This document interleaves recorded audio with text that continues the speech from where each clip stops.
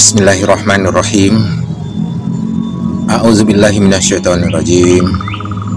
Sampurasun. Assalamualaikum warahmatullahi wabarakatuh. Salam sejahtera untuk kita semua. Om Swastiastu, Namo Buddhaya. Salam kebajikan untuk kita semua. Rahayu, rahayu, rahayu.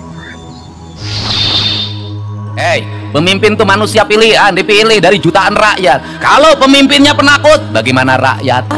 Ambil resiko, karena tugas pemimpin mengambil resiko. Siapapun yang menghalangi kita, siapapun yang membendung kemajuan kita, siapapun yang tidak mendukung untuk kebaikan rakyat, siapapun hanya bicara demi kepentingan partainya, kita lewati dan kita lawan. Siapa yang berharap ini gagal? Para nyinyir dan para pembenci yang menjadikan politik sebagai tujuan hidupnya tanpa pernah bisa membedakan mana kepentingan politik dan mana kepentingan kebangsaan. Walaupun kebijakannya baik karena beda dengan politiknya, dia mengatakan buruk, dan walaupun kebijakannya buruk karena sama dengan politiknya, dia katakan baik. Ini orang yang tidak punya spirit nasionalisme. Dia hidup mempertuhan politik dalam setiap waktu. Saya katakan, dia hidup mempertuhan politik dalam setiap waktu, meskipun lidahnya berkata bertuhan pada Allah, tetapi hatinya dalam setiap hari hasud dan menjadikan politik sebagai tujuan hidup.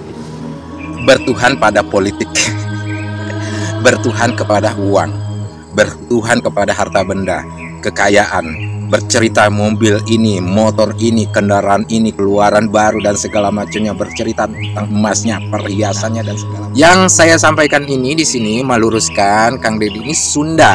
Nah, Sunda ini Kang Deddy harus mulai bicara tentang Sunda ini bukan suku. Akan tetapi Sunda ini adalah seluruh lingkup yang ada di Nusantara, karena Sunda itu adalah matahari, negeri matahari, negeri Sam, negeri di mana menjadi tanah perjanjian. Jumpa lagi dengan saya Umar Hamzah di channel YouTube Anak Alam. Baik, terima kasih. Seperti biasa saya menyapa para sahabat saudaraku semua sebangsa dan setanah air, baik di Indonesia, Nusantara maupun di seluruh dunia. 99 anak alam seluruh dunia. Seperti biasa saya mengajak para sahabat menyaksikan atau yang saya sebut selancar mayantara, yaitu ilmu-ilmu yang sudah disebarkan para sahabat semua di channel YouTube-nya masing-masing. Saya ambil, saya edit, kemudian saya tampilkan di sini. Tujuannya untuk apa? Untuk pembelajaran kita semua. Kita ambil yang baik dan kita buang yang buruknya, karena segala sesuatu itu adalah pembelajaran untuk kita melangkah ke depan. Seperti apa, itulah jejak kita. Nah, leluhur kita sudah mengajarkan tentang budi pekerti, tata krama, yang semuanya itu diambil dari tantra.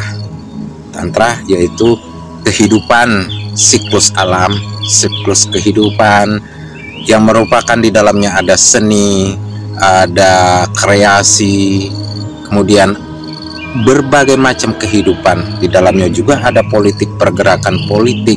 Nah, politik yang selama ini dipahami oleh manusia sekarang adalah politik yang perebutan kekuasaan. Tapi sesungguhnya politik itu sunnatullah yang Allah sudah turunkan ke muka bumi.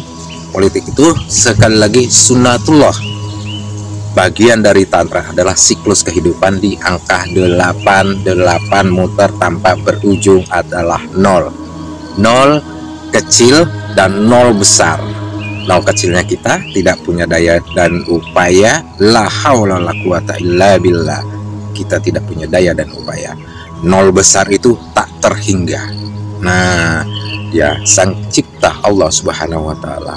Jadi pertanyaannya seperti ini. Para sahabat ada yang bertanya, ini informasinya dari mana dalilnya? Bahwa Kanjeng Nabi turunan Jawa Sunda. Nah, dari mana dalilnya? Para ulama tidak ada yang menyampaikan ini. Ya, balik lagi, yang menyampaikan ini Allah melalui kolbu, hati nurani, cahayanya, utusannya. Allah yang menyampaikan ini.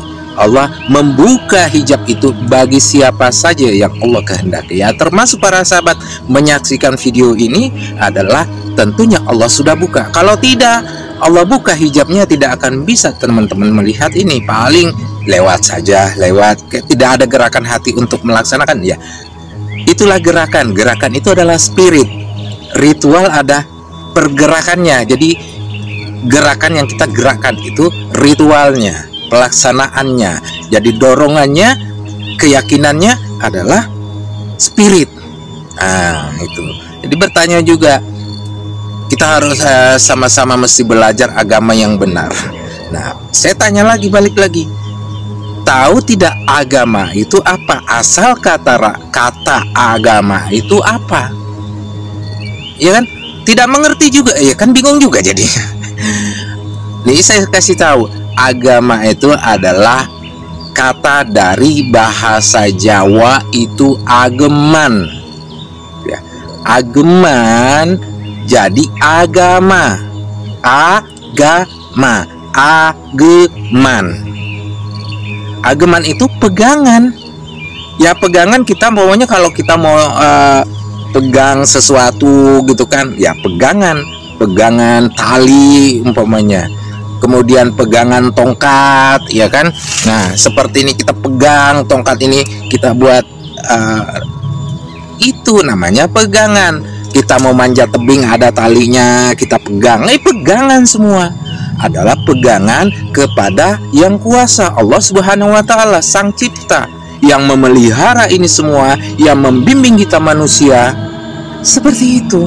Jadi tanya agama pun tidak mengerti.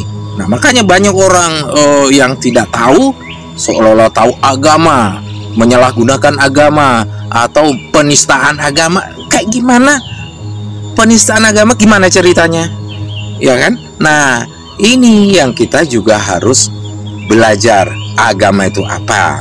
Adalah ageman, pegangan, keyakinan, kepercayaan. Tuh, keyakinan kepada Allah yang Maha Kuasa, Sang Cipta, Allah yang Maha Esa lagi Maha Tunggal. Dialah yang membimbing, dialah yang menciptakan. Nah, itu disebutlah namanya iman. Nah, iman itu juga kepercayaan, pegangan, kan itu. Jadi tidak semua teman-teman bisa percaya, para sahabat tidak semua bisa percaya hal ini yang saya sampaikan. Tapi balik lagi, Allah yang Maha membuka. Kalau Allah sudah membuka hijabnya, maka dia akan terbuka. Oh iya. Nah, pertanyaannya, selama ini sholat, selama ini melaksanakan kegiatan agama dan segala macamnya, yakin nggak terhadap yang kuasa Sang Pencipta? Pegangan nggak kepada yang Maha Kuasa Sang Cipta? Nah, itu ya. Jadi inti semua adalah ageman adalah sama dengan agama. Sunda sama dengan matahari, ya, kepercayaan pada matahari. Kemudian Jawa adalah jiwa, keyakinan kita berjiwa.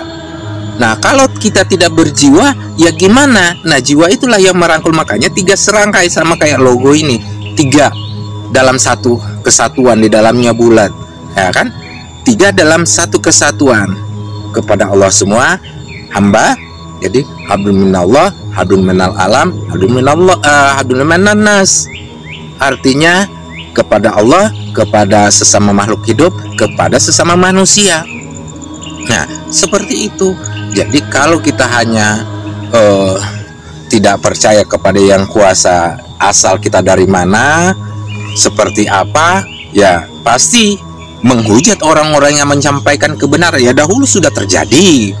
Ya, para nabi, para ini semua sudah menyampaikan kebenaran, dicerca habis-habisan, dimaki habis-habisan, dilempar habis-habisan, ya kan, dibully lah istilahnya. Padahal para nabi, pemimpin zaman dahulu itu menyampaikan kebenaran, tapi tidak ada yang mau terima. Karena apa? Dirasuki pikiran oleh sang Azazil, oleh sang api. Saya tidak menyalahkan sang api. Saya juga tidak menyalahkan yang kemarin video saya namanya Yahuda jadi Yahudi. Tapi itu Allah pelihara untuk mengambil contoh tentang buruk, orang yang buruk. orang yang hanya penuh dengan materi, penuh dengan dunia, penuh dengan nafsu. Itu Allah pelihara karena itu contoh. Jangan kamu ikutin si itu karena dia contohnya buruk begini.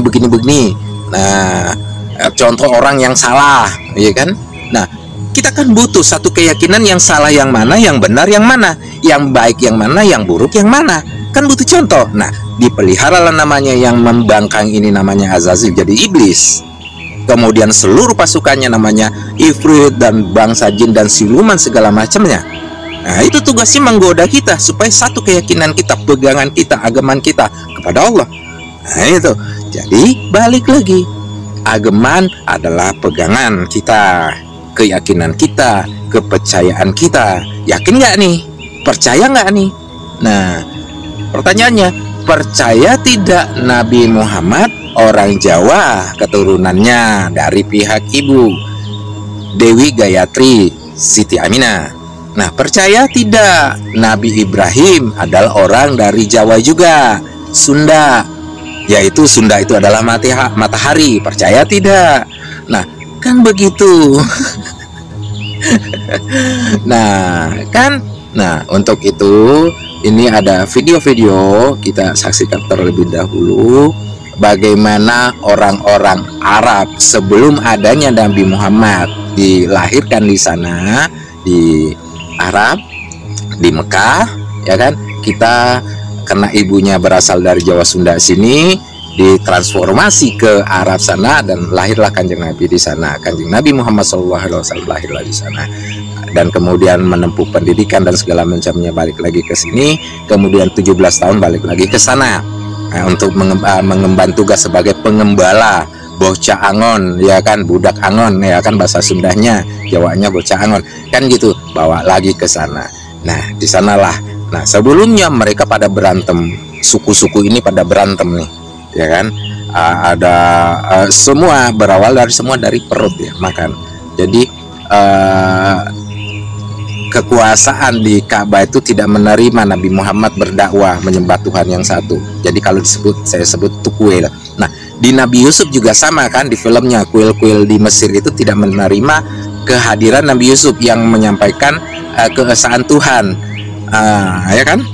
Allah yang Maha Esa, Allah yang Maha menciptakan, kepadanya lah kami menyembah atau kita menyembah. Kan gitu, kepadalah kita berserah diri kepada Allah yang Maha Kuasa, tapi dimusuhi oleh kuil-kuil. Nah, di Mekah juga begitu, ya kan? Kuil-kuil Mekah ini, Ka'bah ini, nah salah satunya pamannya Nabi, ya kan, Abu Lahab, Abu Jahal. Nah, yang terakhir itu yang pada akhirnya juga masuk ke Muslim, yaitu Sufyan, ayahandanya Muawiyah.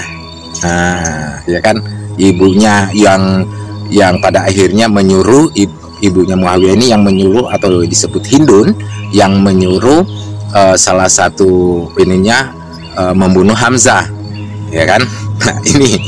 Nah ini artinya ada dendam di sini. Nah, sebelumnya kita saksikan dulu video berikutnya.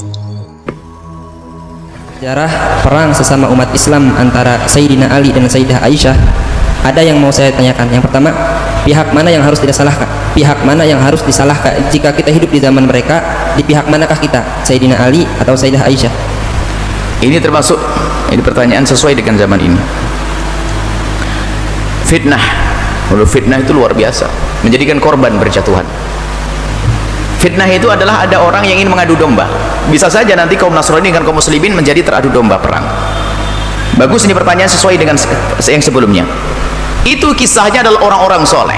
Sayyidah Aisyah radhiyallahu ta'ala dengan Sayyidina Imam Ali bin Abi Thalib. Kisahnya setelah terjadi pembunuhan kepada Sayyidina Uthman, pembunuhnya belum diketemukan. Baiat Imam Ali sebagai seorang khalifah, dan Imam Ali bukan orang yang tamak kepemimpinan, karena sudah dibaiat mau tidak mau beliau. Tapi lihat, Sayyidina Imam Ali belum bisa menemukan sang pembunuh. Karena apa? Untuk mencari seorang pembunuh tidak gampang, apalagi pembunuhan yang sudah dipersiapkan dari jauh-jauh hari. Dan Imam Ali waktu itu belum bisa menangkap sang pembunuh. Kemudian dari pihak keluarga Sayyidina Uthman dan yang lainnya pengen menuntut, hai Ali, cepat selesaikan permasalahan ini. Tapi kan Imam Ali Imam Ali sebagai seorang pemimpin harus bijak, bukan main tembak sana tembak sini, nggak ada. Imam Ali masih dalam proses mencari, rupanya dari pihak keluarga, pihak yang mendukung, pihak yang merasa kehilangan Sayyidina Utsman bin Affan, berkumpul menunggu jawaban dari Sayyidina Ali, belum ada. Bukan karena Sayyidina Ali tidak mau menyelesaikan, tapi memang belum ketemu sang pembunuh. Ayo mau apa, ayo. Cuman dari keluarga yang terbunuh kan wajar kalau dia merasa gelisah, sakit. Akhirnya waktu itu kan kebetulan sebagian sahabat Nabi tidak ada di kota Madinah karena musim haji waktu itu, termasuk Sayyidat Aisyah pun ada di Mekah. Makanya ada orang Tolhah dan Zubair, Sayyidina Tolhah dan Sayyidina Zubair ngadep kepada Siti Aisyah yang ada di Mekah waktu itu. Setelah itu Sayyidina Aisyah dengan Sayyidina Tolhah dan Zubair berkata, yuk kita datang saja ke Ali, supaya tidak nanti ada orang memancing di air keruh. Kita datang ke Ali, kita minta kepada Ali dengan baik-baik agar segera dicari pembunuhnya, dan kalau kita bantu. Berangkatlah Siti Aisyah dengan Sayyidina Tolhah dan Sayyidina Zubair, diikuti oleh orang-orang banyak. Diikuti orang banyak, ya pasukan, karena yang banyak keluar adalah laki-laki, ribuan ikut. Sayyidina Ali sebagai seorang khalifah melihat, ada apa ini? Keluarkan pasukan juga, kata Sayyidina Ali. Jangan-jangan ada apa-apa, belum tahu sebabnya. Akhirnya belum bertemu di sebuah tempat, berjauhan ini. Akhirnya apa? Stop dulu, kirim utusan. Sayyidah Aisyah mengutus Zubair sama Tolhah. Sayyidina Imam Ali menyuruh Al-Qa'qa' ibn Amru, bertemu, apa tujuanmu? Yang mewakili Siti Aisyah berkata, kami tidak punya tujuan apa-apa, kami hanya ingin perdamaian. Kami tidak ingin semakin panas keadaan ini. Kami hanya menginginkan, ayo pembunuh Utsman segera dicari. Oh begitu? Iya, kami lagi mencari, bagus. Kami juga lagi mencari, baik. Berarti apa? Utusan Siti Aisyah tidak ingin mengajak perang, mengatakan damai. Utusan Sayyidina Ali juga kalau begitu cocok, dikembalikan ke Sayyidina Ali. Ya Imam Ali, mereka ingin perdamaian. Oh alhamdulillah, ingin damai, bukan ingin perang. Ya sudah, karena bukan ingin perang, Sayyidina Ali juga tenang, Siti Aisyah juga tenang. Akhirnya apa? Karena menjelang malam waktu itu, ya istirahat dulu, tempatnya berjauhan. Istirahat di malam itu, karena hati Sayyidina Ali senangnya luar biasa. Kirain Siti Aisyah mau ngajak perang. Siti Aisyah juga senang, rupanya kedatangannya disambut dengan baik, karena memang untuk perang. Berarti akan bergabung esok hari sama-sama mencari sang pembunuh Sayyidina Utsman bin Affan. Lah di saat itu pembunuh Sayyidina Utsman bin Affan sudah gundah ini. Kalau sampai ini berkumpul orang-orang yang dari Mekah ini pulang ketemu dengan pasukan Sayyidina Ali, pasti sang pembunuh bakal mudah ditemukan. Gelisah mereka tuh. Ibnu Sauda pemimpinnya itu gelisah ini semuanya. Akhirnya apa? Di malam hari yang pasukannya Sayyidina Ali dan pasukannya Siti Aisyah lagi tidur dengan enak-enaknya tidur. Kenapa? Di dalam hati mereka adalah ketenangan.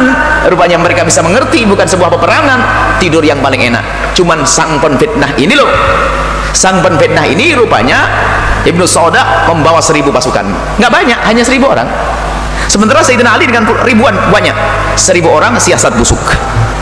1000 orang suruh masuk ke tengah medan laga, dibagi dua, separuh menyerang pasukannya Sayyidina Ali, separuh menyerang pasukannya Siti Aisyah. Orang lagi tidur, gelap, diserang, bangun. Akhirnya yang difahami oleh pasukannya Sayyidina Ali adalah bahwasanya pasukannya Siti Aisyah khianat, katanya damai, ternyata menyerang. Pasukannya Siti Aisyah pun demikian, Ali khianat, katanya damai, ternyata perang. Buangkit perang lah, ribuan meninggal dunia. Masya Allah, ini loh fitnah. Fitnah, naudzubillah. Tidak tahu seksanya kayak apa manusia-manusia gitu. Sahabat-sahabat mulia baginda Nabi pada terbunuh saat itu, lihat. Mereka bukan ingin membunuh, tidak. Gara-gara fitnah orang yang masuk di tengah-tengah. Akhirnya perang sampai mati ribuan. Dan setelah itu terungkap ternyata ada orang ketiga. Siti Aisyah menangis, Sayyidina Ali menangis, lalu berkata, aku berharap kalau aku lahir setelah 20 tahun setelah ini agar tidak menyaksikan kejadian ini. Menyesal, bukan diinginkan oleh Sayyidina Imam Ali, bukan diinginkan oleh Siti Aisyah, tapi ingat penfitnah. Nah ini pemfitnah ini mengadu domba. Wah, terbunuh ribuan orang. Baik, mereka diadu domba dan itulah kisahnya. Ini jadi kita tidak ada yang salah di antara mereka, karena mereka adalah orang yang terfitnah. Bayangkan, hanya puluhan tahun setelah wafatnya Nabi Muhammad SAW, umat Islam yang dulu bersatu di bawah satu panji, kini saling mengangkat pedang. Mereka bukan menghadapi musuh dari luar, tapi sesama muslim. Bahkan, para sahabat Nabi yang mulia, yang dahulu sholat berdampingan, kini saling berhadapan di medan perang. Ini bukan sekadar perang biasa. Ini adalah perang yang mengubah arah sejarah Islam. Inilah perang Siffin, pertempuran yang memecah umat, melahirkan fitnah terbesar, dan menumbuhkan benih-benih perpecahan yang terus bergema hingga hari ini.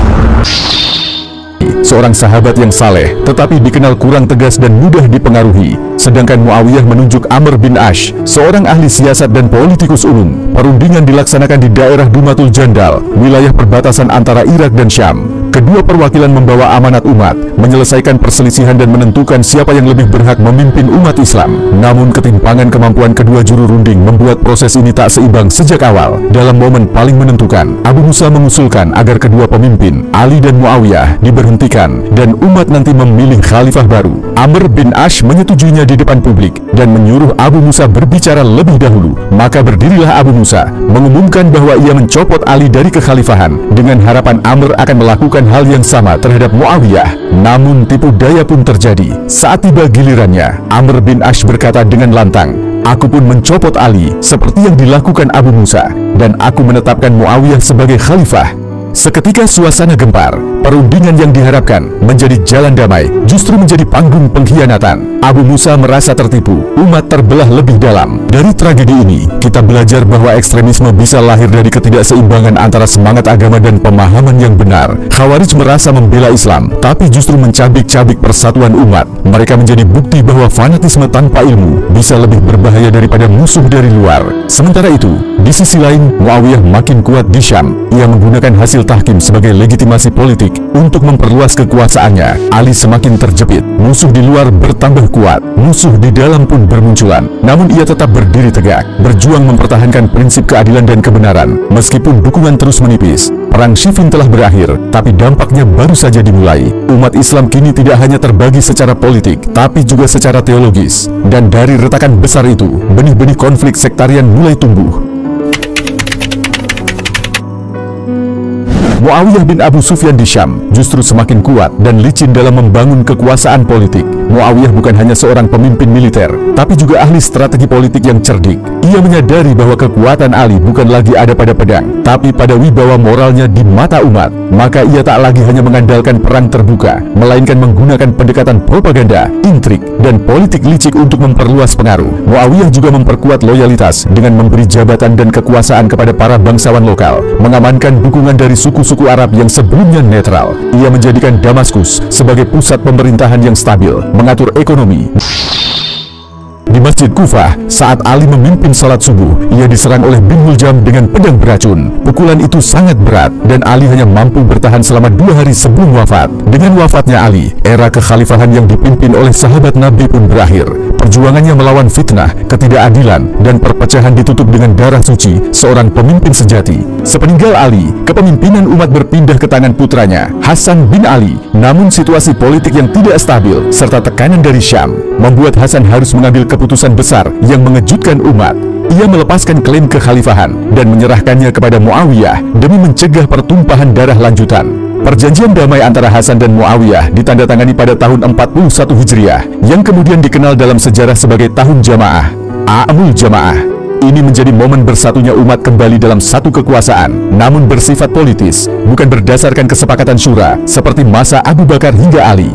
Muawiyah pun diakui secara luas sebagai khalifah dan memindahkan pusat pemerintahan ke Damaskus. Ia memerintah dengan tangan besi, namun juga dengan kecerdikan administrasi. Di bawah Muawiyah, umat Islam mengalami ekspansi ke berbagai wilayah luar Jazirah Arab. Tapi dalam negeri, sistem kekhalifahan perlahan berubah menjadi kerajaan turun-temurun. Salah satu keputusan kontroversial Muawiyah adalah mengangkat putranya, Yazid bin Muawiyah, sebagai penerus. Ini menandai berakhirnya sistem khilafah berdasarkan musyawarah dan dimulainya dinasti Umayyah, kekhalifahan Islam pertama yang berbasis pada pewarisan kekuasaan. Banyak sahabat menolak keputusan ini, termasuk Husain bin Ali, putra bungsu Ali, serta Abdullah bin Zubair. Perang Siffin, tahkim, dan pengaruh politik Muawiyah telah mengubah wajah pemerintahan Islam selamanya. Dari sistem yang dulu dibangun atas dasar amanah, syura, dan ketaatan pada nilai-nilai kenabian, kini berubah menjadi sistem monarki dengan kekuasaan absolut. Meskipun Muawiyah dikenal sebagai pemimpin yang cerdas dan menjaga stabilitas, warisan konfliknya menjadi akar dari banyak tragedi besar di masa depan. Perpecahan internal umat yang disulut oleh Perang Siffin melahirkan 3 kutub utama dalam Islam. Syiah yang menganggap Ali dan keturunannya sebagai pemimpin sah umat, Sunni yang tetap menghormati semua sahabat dan menerima kekhalifahan secara berjenjang, dan Khawarij yang mengkafirkan semua pihak yang terlibat dalam tahkim dan menyimpang dari pemahaman mereka. Dalam kerangka sejarah Islam, Perang Siffin bukan hanya soal pertarungan 2 pasukan, tetapi juga tentang pertarungan 2 visi besar: keadilan moral melawan stabilitas politik, idealisme melawan realisme. Ali bin Abi Thalib meninggalkan teladan kepemimpinan yang lurus, namun rapuh dalam dunia politik, sedangkan Muawiyah meninggalkan kekuasaan yang kuat, namun dengan legitimasi yang terus dipertanyakan. Generasi berikutnya akan terus menanggung akibatnya, dan tragedi paling memilukan yang merupakan kelanjutan langsung dari konflik ini akan terjadi di Karbala hanya beberapa dekade kemudian, ketika cucu Nabi, Husain bin Ali, bangkit menentang Yazid dan berakhir dalam syahid yang mengguncang dunia Islam hingga kini.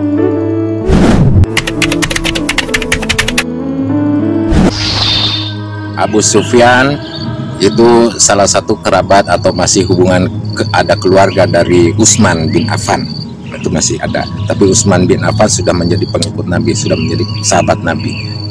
Nah itu jadi ini kita saksikan video bagaimana Abu Sufyan Hindun yang membenci Nabi Muhammad. Nah ini kan pegangan mereka ini, kelompok ini adalah pemegang kunci Ka'bah, yaitu disebutlah namanya di kuil-kuil Ka'bah itu penyembahan berhala-berhala ini, dewa-dewa, patung-patung ini. Nah orang pada masuk ke Mekah itu untuk membuat sesembahan kan. Nah bahwa jadi ya pada akhirnya terjadi namanya sogok menyogok ya kan, uang lagi ya, bahan makanan. Jadi akhirnya gemuklah yang pemegang kunci ini nih, kuil ini. Jadi ini juga begitu kan. Jadi kalau Nabi Yusuf menguasai kerajaan ini, kita di kuil mau dapat makan apa nih? Nah begitupun di Ka'bah, kita di Ka'bah ini banyak patung-patung dewa-dewa ini. Kita kalau tidak ada orang lagi yang datang ke Ka'bah ini, bagaimana gitu kan? Kita mau makan apa? Nah itu kan balik lagi ke situ. Ya, jadi itulah intinya. Nah termasuk Abraham dari Yaman, raja dari Yaman ini menyerang Ka'bah itu bukan sebenarnya menghancurkan Ka'bah. Di balik itu sebenarnya ada. Nah ini balik lagi soal sejarah, ya kan, sejarah yang selalu berulang. Sejaratul Huldi, asal kata dari Kholada. Kholada itu yang berulang. Sejarah itu adalah perjalanan. Nah bagaimana Nabi Ibrahim itu dimusuhi, akhirnya diungsikan ke goa oleh orang tuanya. Nah seperti itu, artinya karena semua anak-anak itu akan dibunuh ya, karena para penyihir yang sudah berafiliasi dengan setan tadi membisikkan akan ada nanti seorang laki-laki yang akan menghancurkan semua patung-patung yang ada. Nah itu Nabi Ibrahim. Nah itu diungsikan ke gua. Kemudian Nabi Yusuf ya kan sudah dibuang lagi karena saudaranya takut Nabi Yusuf akan menjadi nabi. Itu video saya yang kemarin ya. Nah itu pengaruh ini semua karena sudah menjadi sumpah sang iblis kan, bahwa diminta ditangguhkan hukumannya sehingga dia bisa menjerumuskan anak cucu Adam. Nah itulah ujian kita sebenarnya. Kita tidak menyalahkan mereka, tapi inilah ujian bagi kita. Nah sudah siapkah kita menjadi bemper ujian kita sehingga kita satu punya pegangan keyakinan kepada Allah, pegangan agama atau ageman. Itu agama itu adalah sama dengan ageman ya. Tadi Nabi Yusuf dicemplungin ke sumur. Nah berikutnya lagi turunannya adalah Nabi Musa. Fir'aun di ini era Fir'aun itu semua anak-anak laki-laki, kemudian perempuan yang hamil itu dibunuh semua supaya tidak ada yang bisa menghancurkan ini. Padahal pada akhirnya Musa dihanyutkan ke kali kan, Nabi Musa. Nah begitupun Nabi Muhammad, ketika kelahiran Nabi Muhammad di Mekah sana, Abraha itu sudah mengetahui hal itu dari ahli nujumnya atau orang spiritualnya, bahwa akan kelak ada yang lahir di Mekah itu, hancurkan ini. Jadi politiknya itu menghancurkan, ceritanya menghancurkan Ka'bah, tapi dengan catatan dia membangun gereja, ya kan, membangun gereja karena tidak ada orang yang datang ke gereja, tapi orang tetap datang ke Ka'bah gitu kan. Alasan cuma itu, artinya apologi, tapi sebenarnya ya mau membunuh laki-laki yang bayi laki-laki atau ibu-ibu hamil, mau membunuh itu semua, mau dihancurin semua. Nah, itu ini semua kan siklusnya kan. Setiap nabi itu akan dibunuh. Makanya juga Kanjeng Nabi Isa itu kan diungsikan ke timur juga kan. Akhirnya lahir di sini. Sudah 5 tahunan baru dibawa lagi ke sana kan. Gitu. Nah, itu nanti itu beda ini nanti. Jadi ini dulu saya ceritakan bahwa Nabi Ibrahim diungsikan, Nabi Yusuf sama, ya kan, Nabi Musa sama, ya kan, dihanyutkan. Nah, Nabi Muhammad pun sama, ya kan. Nah, dengan caranya lah Allah yang maha kuasa, yang maha memelihara, memiliki dilindungi. Nah, begitu. Jadi ini kalau sifatnya Muawiyah tadi itu ada darah dari, walaupun dia sudah Islam, menyatakan dirinya Islam dan pengikut Nabi, menjadi sahabat Nabi, tapi posisinya adalah masih kekuasaan. Makanya turun-temurun setelah dia jadi diperangi Ali, ya kan. Kemudian juga karena anaknya Ali namanya Husain juga terbunuh karena itu. Kemudian Hasan juga tidak karena sudah dibaiat atau dibuat jadi khalifah berikutnya, tapi Hasan tidak mau karena akan menjadi perselisihan dan pertumpahan darah. Nah, itu jadi lebih baik mengalah daripada terjadi pertumpahan darah. Itulah prinsip Hasan. Jadi prinsipnya Kanjeng Nabi yang dipakai. Nah, jadi kalau kita mau ini zaman bahla di Arab sana itu ya perang antar suku. Semuanya ingin menguasai, ya lagi-lagi materi, ya kekuasaan, materi, harta benda, kekuasaan. Siapa yang menguasai kekuasaan yang di lingkungan itu, maka dialah yang akan kaya. Seperti itu era itu. Jadi Kanjeng Nabi hadir, menyatukan mereka, mendamaikan mereka dengan kasih sayang yang Allah berikan, mereka bersatu. Tapi di dalam bersatu itu ada dendam.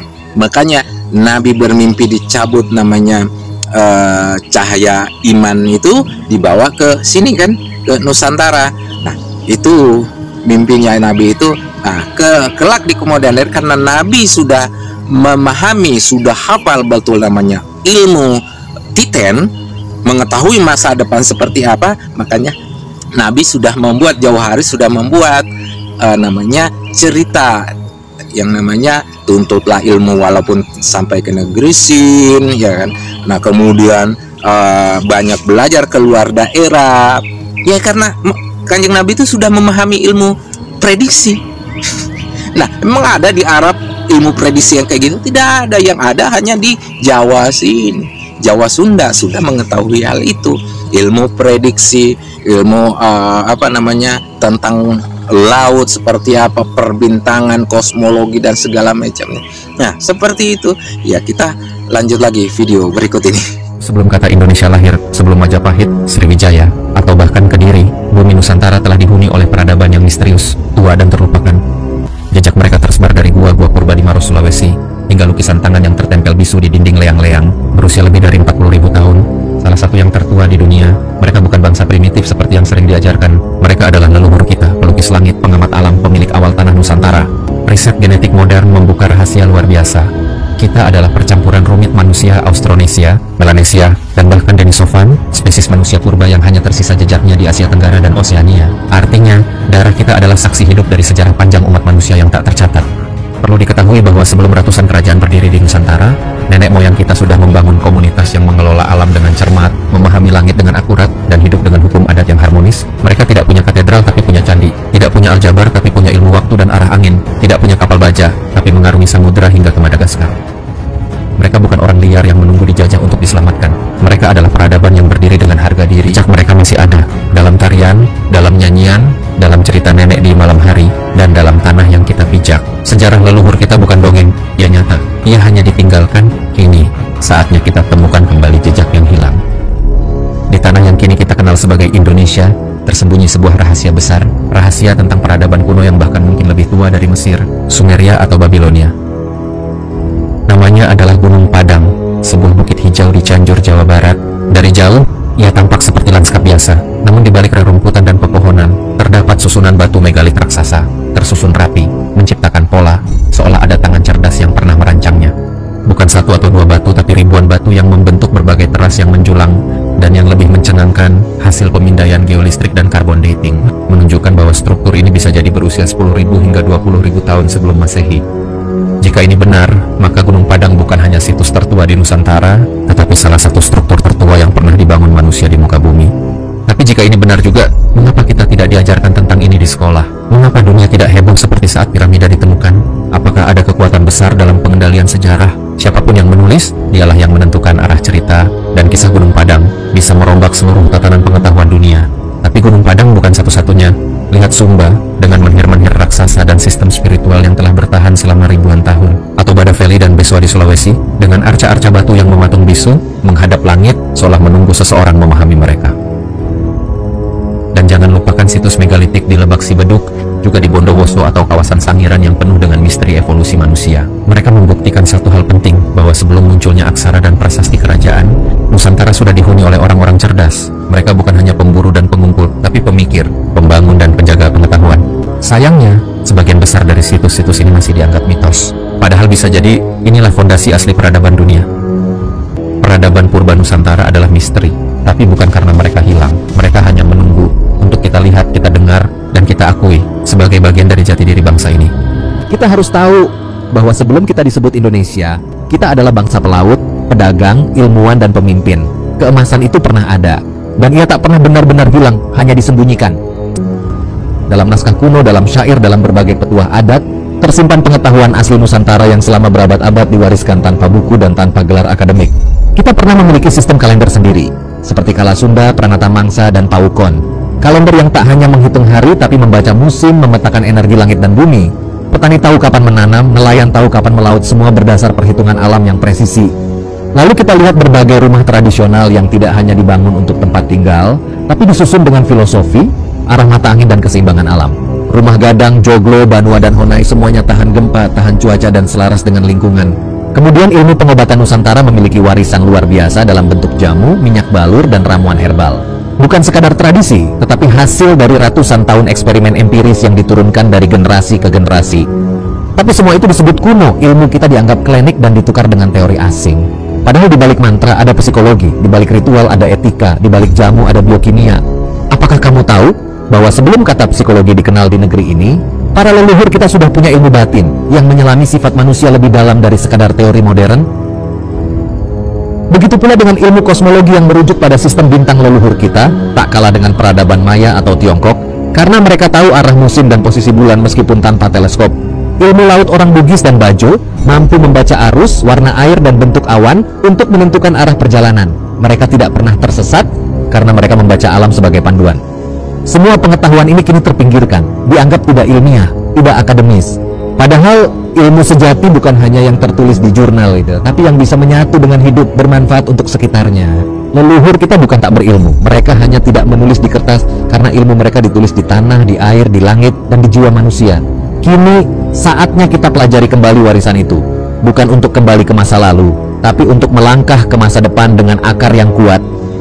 Islam Nusantara bukan wajah baru, ia adalah wajah asli dari persatuan, dari keberanian, dari kebijaksanaan. Leluhur yang menyatukan langit dan bumi dalam satu kalimat La ilaha illallah. Dan selama kalimat itu masih hidup di hati kita, sejarah belum berakhir. Kalimat La ilaha illallah, selama itu masih ada di hati kita, menyatu di dalam diri kita, maka Nusantara, Jawa, Sunda, Sumatera, Sulawesi, Kalimantan, Papua itu akan tetap menyatu. Tinggal bagaimana kita masih mengikuti hawa nafsu atau menuding orang lain, menyalahkan orang lain, tidak mau bersatu. kembali lagi pada diri kita. Artinya Nusantara ini ilmu kita itu tinggi dan itu terpelihara, terjaga. Walaupun kita banyak ya mau disebut candi atau sandi atau kode rahasia, itu tidak akan mampu orang sembarang orang yang bisa mengetahui di dalamnya seperti apa. Hanya prediksi-prediksi, padahal di dalamnya ada sesuatu. Nah, itu nanti. Ya. Jadi itu. Nah, kemudian kita ambil contoh kerajaan Pajajaran. Nah, istananya di mana? Kan semua teman-teman dia ada yang tahu di mana. Kerajaan Majapahit ada di mana? Reruntuhannya ya katanya, masih katanya. Tapi lenyap kan? Ditutup. Kerajaan di Sulawesi yang namanya Luwu mana? Ya kan? Hanya bangunan-bangunan itu pun bukan bangunan utama, istana utama, bukan. Itu hanya di luar, itu yang hanya sampai saat ini ada. Di Kalimantan, di Kutai, mana? Tertutupi semua kan? Nah, di Sriwijaya, mana? Tertutupi semua kan? Di Samudra Pasai, di Aceh, di Padang, Bukit Tinggi. Nah, iya kan? Nah, pertanyaannya begini, para sahabat saudaraku semua percaya tidak? Kalau tidak percaya, ya itu kembali lagi satu keyakinan. Nah, balik lagi, percaya tidak Kanjeng Nabi Muhammad orang dari Jawa? Nah, percaya tidak Nabi Ibrahim orang dari Jawa Nusantara?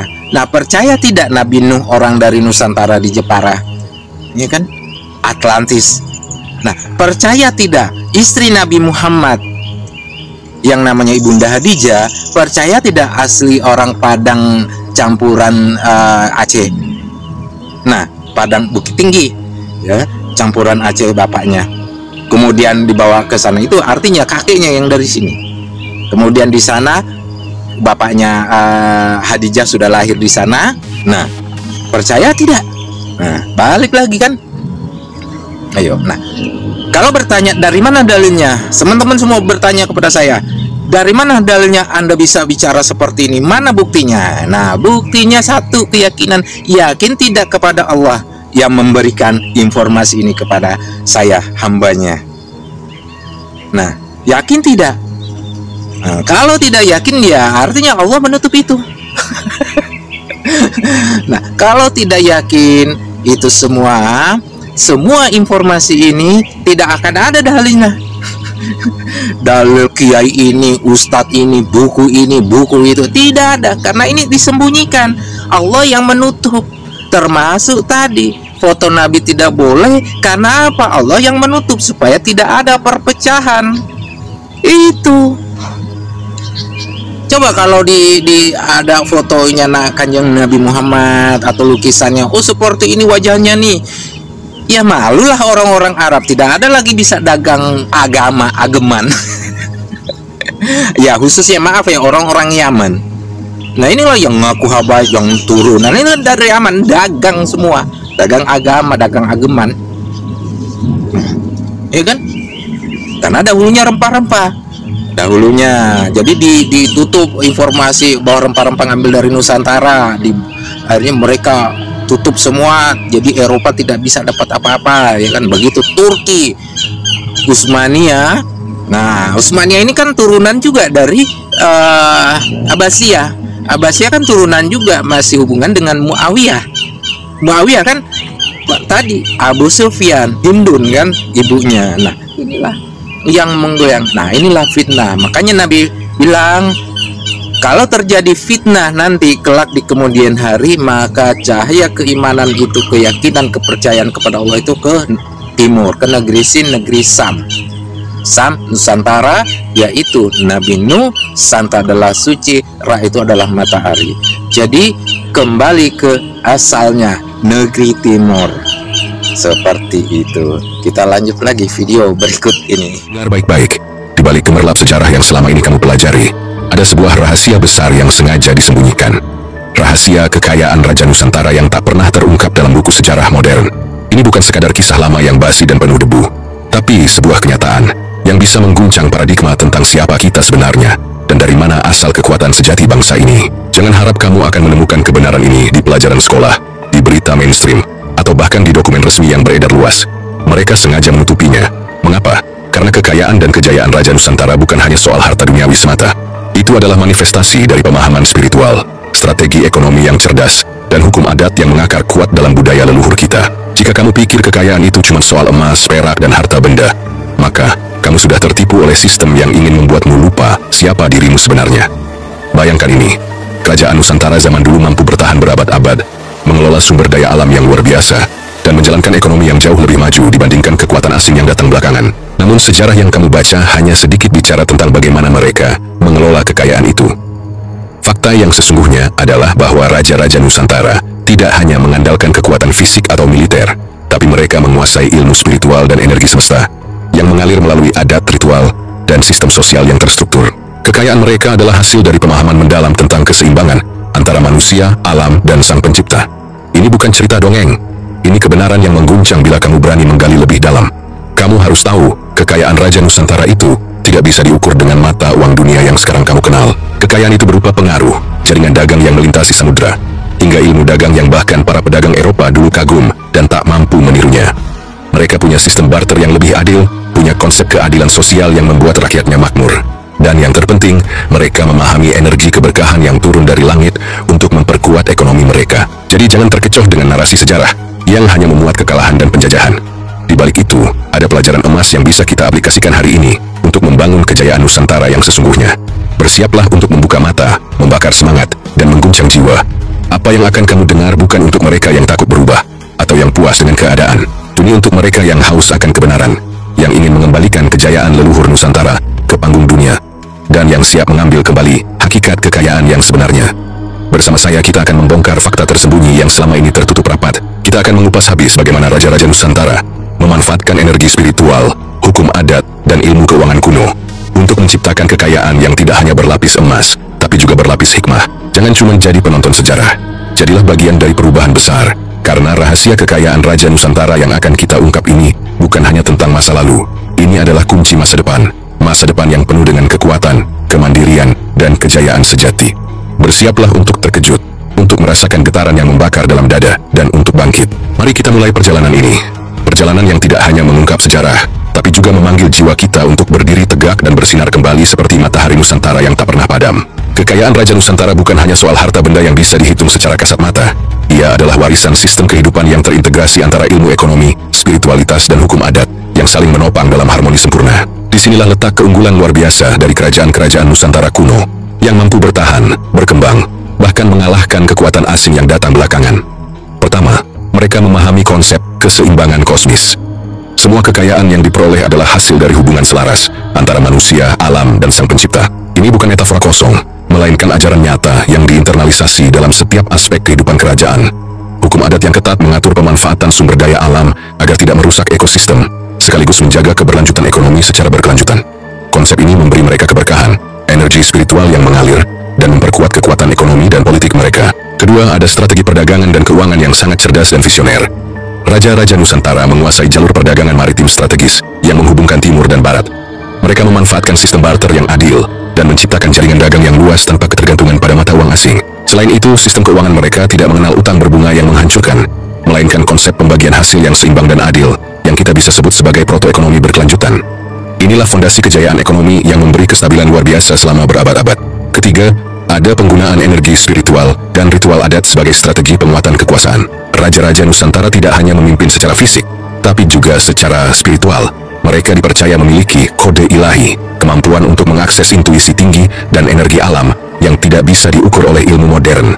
Ini bukan mistisisme kosong, tapi bagian dari sistem kepemimpinan visioner yang membuat rakyatnya loyal dan bersatu dalam visi bersama. Kepemimpinan seperti ini menanamkan ketahanan mental dan sosial yang kuat, faktor krusial dalam menghadapi berbagai ancaman dan krisis. Keempat, ajaran leluhur mengajarkan disiplin, penguasaan diri, dan ketahanan hidup sebagai fondasi mental untuk mengelola kekayaan dan kekuasaan. Raja-raja Nusantara dan para prajuritnya dibentuk dengan mindset growth dan resilience yang tinggi, bukan hanya untuk berperang secara fisik, tapi juga berjuang dalam bidang ekonomi dan sosial. Ini adalah warisan mindset yang sangat relevan untuk kita aplikasikan di era modern, di mana ketahanan mental adalah kunci utama keberhasilan dan kelangsungan hidup. Yang paling penting, rahasia kekayaan ini bukan hanya untuk diceritakan, tapi untuk dijadikan pedoman hidup dan strategi bisnis kontemporer. kita bisa meniru model kekayaan leluhur ini dengan mengembalikan nilai-nilai spiritual dan sosial dalam pengelolaan keuangan pribadi maupun bisnis. Dengan begitu, kita tidak hanya mencari kekayaan materi, tapi juga kelimpahan jiwa yang sesungguhnya. Jadi saat kamu mulai menapaki jalan ini, ingatlah, kekayaan sesungguhnya adalah keseimbangan antara materi dan spiritual, antara ilmu dan kebijaksanaan. Warisan Raja Nusantara mengajarkan kita untuk menguasai kedua dunia ini secara bersamaan. Itulah kunci untuk bangkit kembali dan merebut kejayaan Nusantara yang sudah lama terkubur dalam sejarah. Sekarang kamu tahu bahwa kejayaan Nusantara bukanlah mitos, bukan dongeng pelipur lara, tapi realitas sejarah yang terkubur, sengaja disembunyikan agar kita lupa bagaimana menjadi bangsa yang besar. Bangsa yang berdiri di atas kekuatan spiritual, ekonomi mandiri, dan kepemimpinan sakral. Apa yang diwariskan oleh Raja-Raja Nusantara bukan hanya istana dan pusaka, tapi sistem, cara hidup, pola pikir, energi, kekuatan sejati yang tak bisa dirampas oleh waktu, penjajah, ataupun sistem kapitalisme modern. Tapi sayangnya, warisan ini tidak diwariskan secara turun-temurun seperti emas. Ia menunggu untuk ditemukan ulang. Dan kamu, ya, kamu yang sedang menonton ini, dipanggil untuk menjadi bagian dari kebangkitan itu. Berhenti menjadi budak sistem yang menjauhkanmu dari jati diri. Mulailah menggali kembali nilai-nilai warisan leluhurmu. Terapkan dalam hidup, dalam bisnis, dalam kepemimpinan, dalam keputusan-keputusan penting yang kamu ambil hari ini. Karena sejatinya, setiap orang Nusantara punya darah raja dalam dirinya. Tapi hanya yang berani menghidupkan warisan itu yang akan naik tahta dalam hidupnya. Jangan tunda lagi. Hidup terlalu singkat untuk hidup dalam kebodohan sejarah dan kemiskinan spiritual. Kembalilah, bangkitlah, jadilah cahaya yang menyalakan kembali api kejayaan Nusantara. Karena ini bukan sekadar channel, ini adalah gerakan. Gerakan untuk membangkitkan kembali warisan leluhur Nusantara. Gerakan untuk membangkitkan Nusantara. Artinya spiritual kan? Membangkitkan, support, dorong, itu adalah spirit. Adalah membangkitkan. Bangkit, spirit. Kemudian gerakan, dorong, mendorong. Ayo 1, 2, 3. Tuh ritualnya. Artinya spiritualnya itulah. Jadi soal ilmu leluhur kita, membangun peradaban sejak zaman ribuan tahun lalu sudah kenal namanya praktek ekonomi, jual beli bukan uang tapi barter, tukar gitu ya, tukar. Nah itu, dan sampai saat ini masih ada. Nah itu orang-orang ada di dalam perkampungan, di dalam desa gitu kan, itu masih ada barter. Nah termasuk di Baduy sana, Kang Deddy Mulyadi sudah pernah ke sana. Nanti kita ikuti juga Kang Deddy ini bagaimana rancangan Kang Deddy Mulyadi selaku Gubernur Jawa Barat.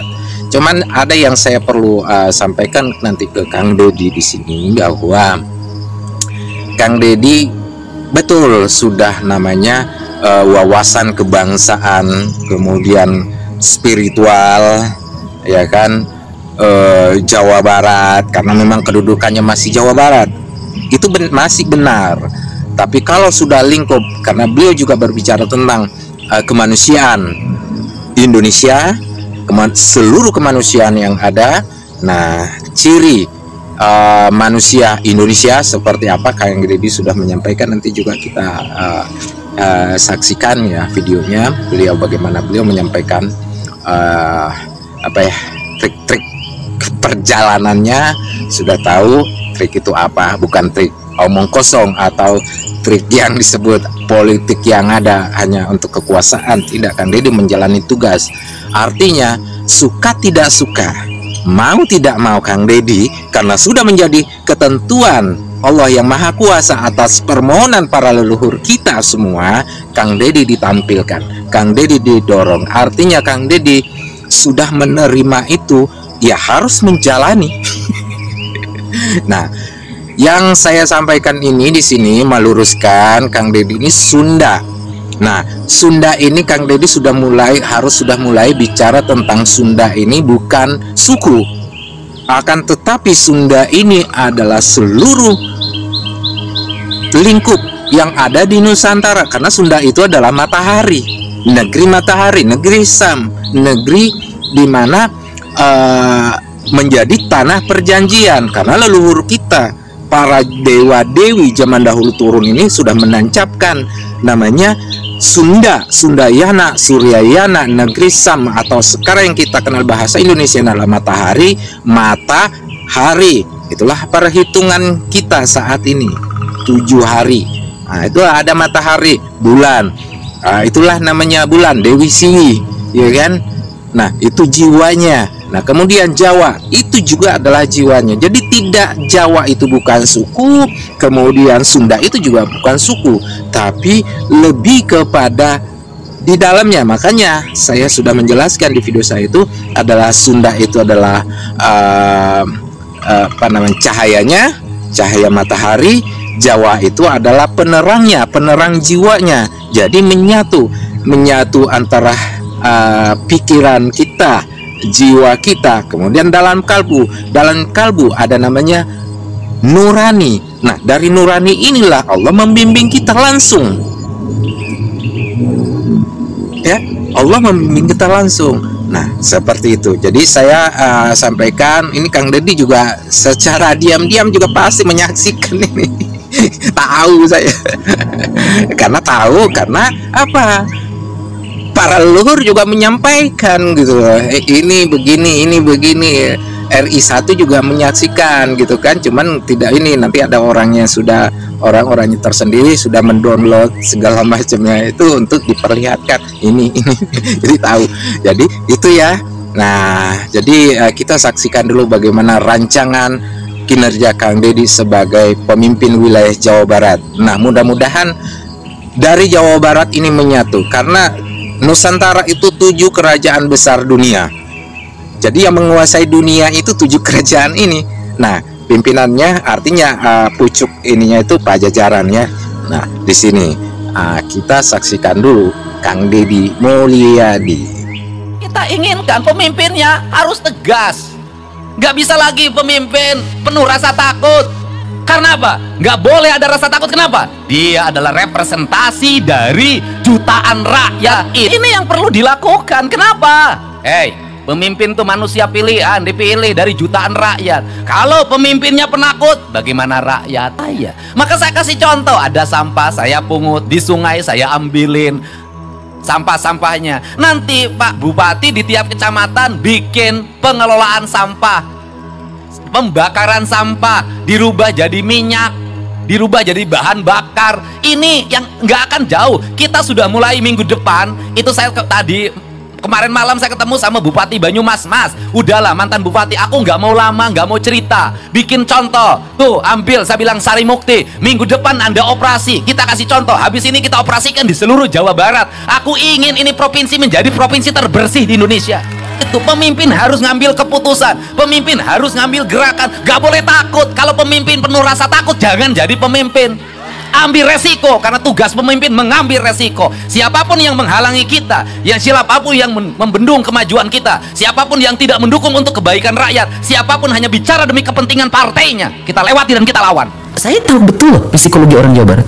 Orang Jawa Barat itu orangnya ngomong sapokna nggak deksa celekna. Artinya apa? Jadi kalau cerita orang Jawa Barat itu yang ngomong apa yang ada di pikiran diomongin.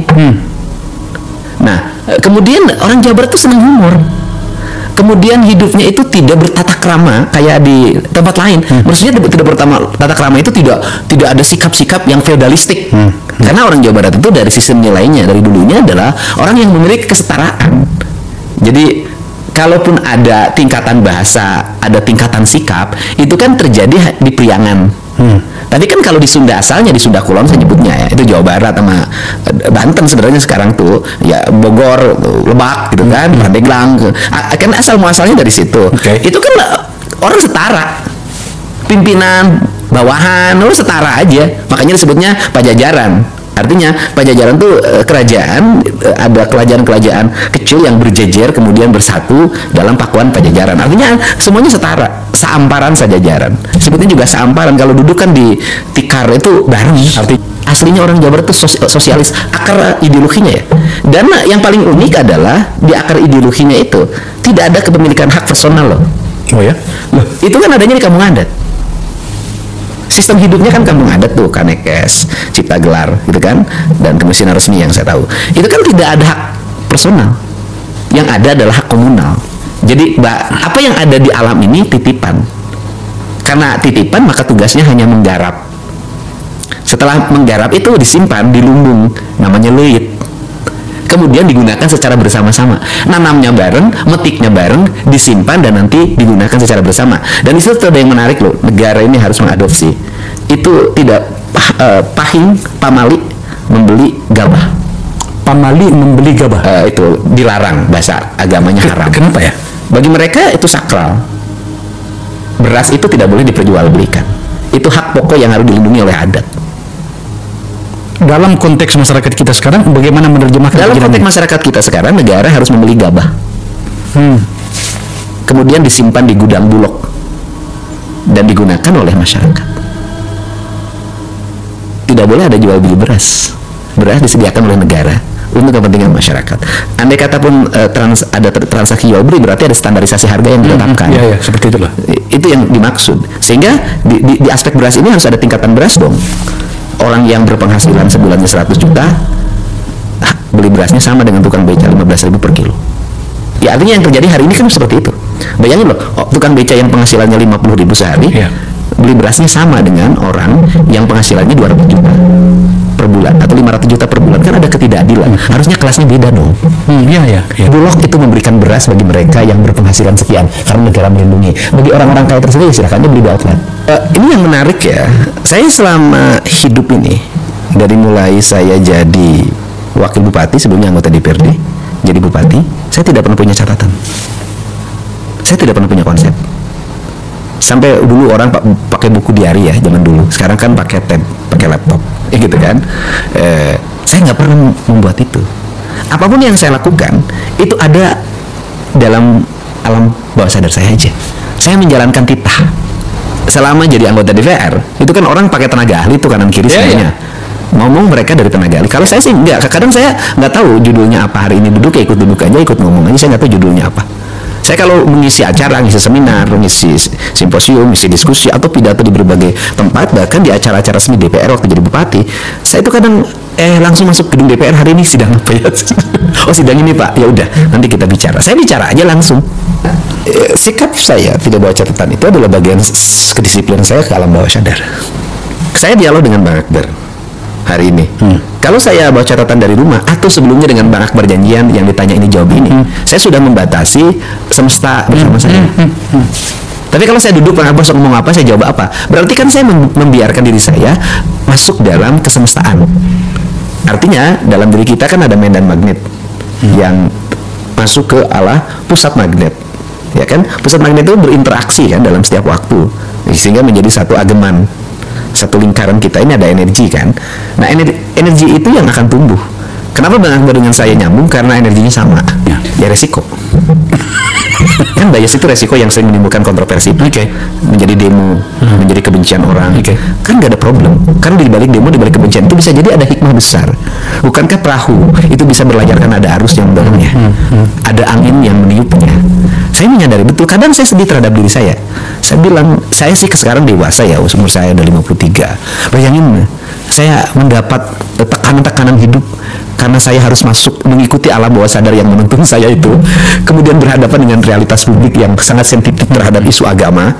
Kemudian kan kebayang kan anak umur 30 tahun digebukin tiap hari. Saya kadang-kadang malam nangis.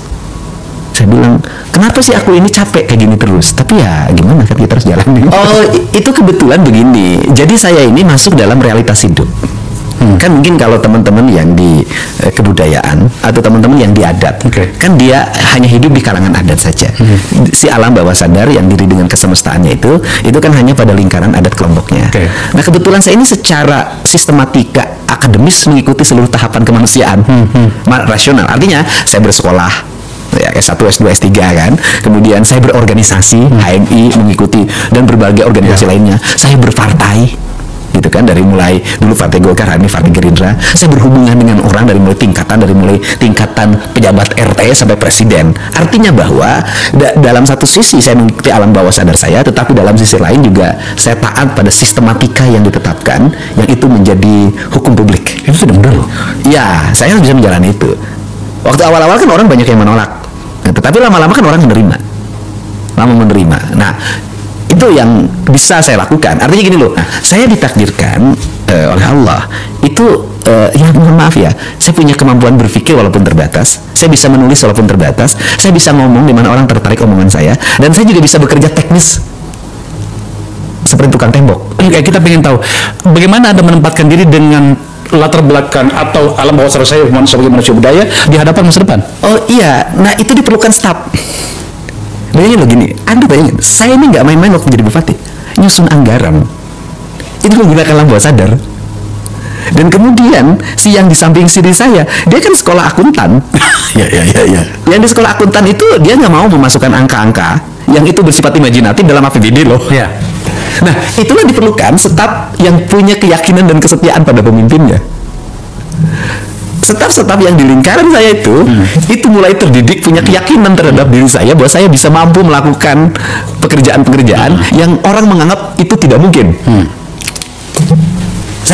Saya gini loh, ada strategi misalnya susun APBD yang waktu itu orang aneh, 1 triliun Pak. Oh kita bikin 1,4. Mungkin. Saya bilang ini mungkin. Ini mungkin kita jalankan, kemudian dengan perhitungan yang cermat loh saya. Betul gini, karena saya logikanya sederhana. Kalau Anda, kenapa saya dibikin 1,4?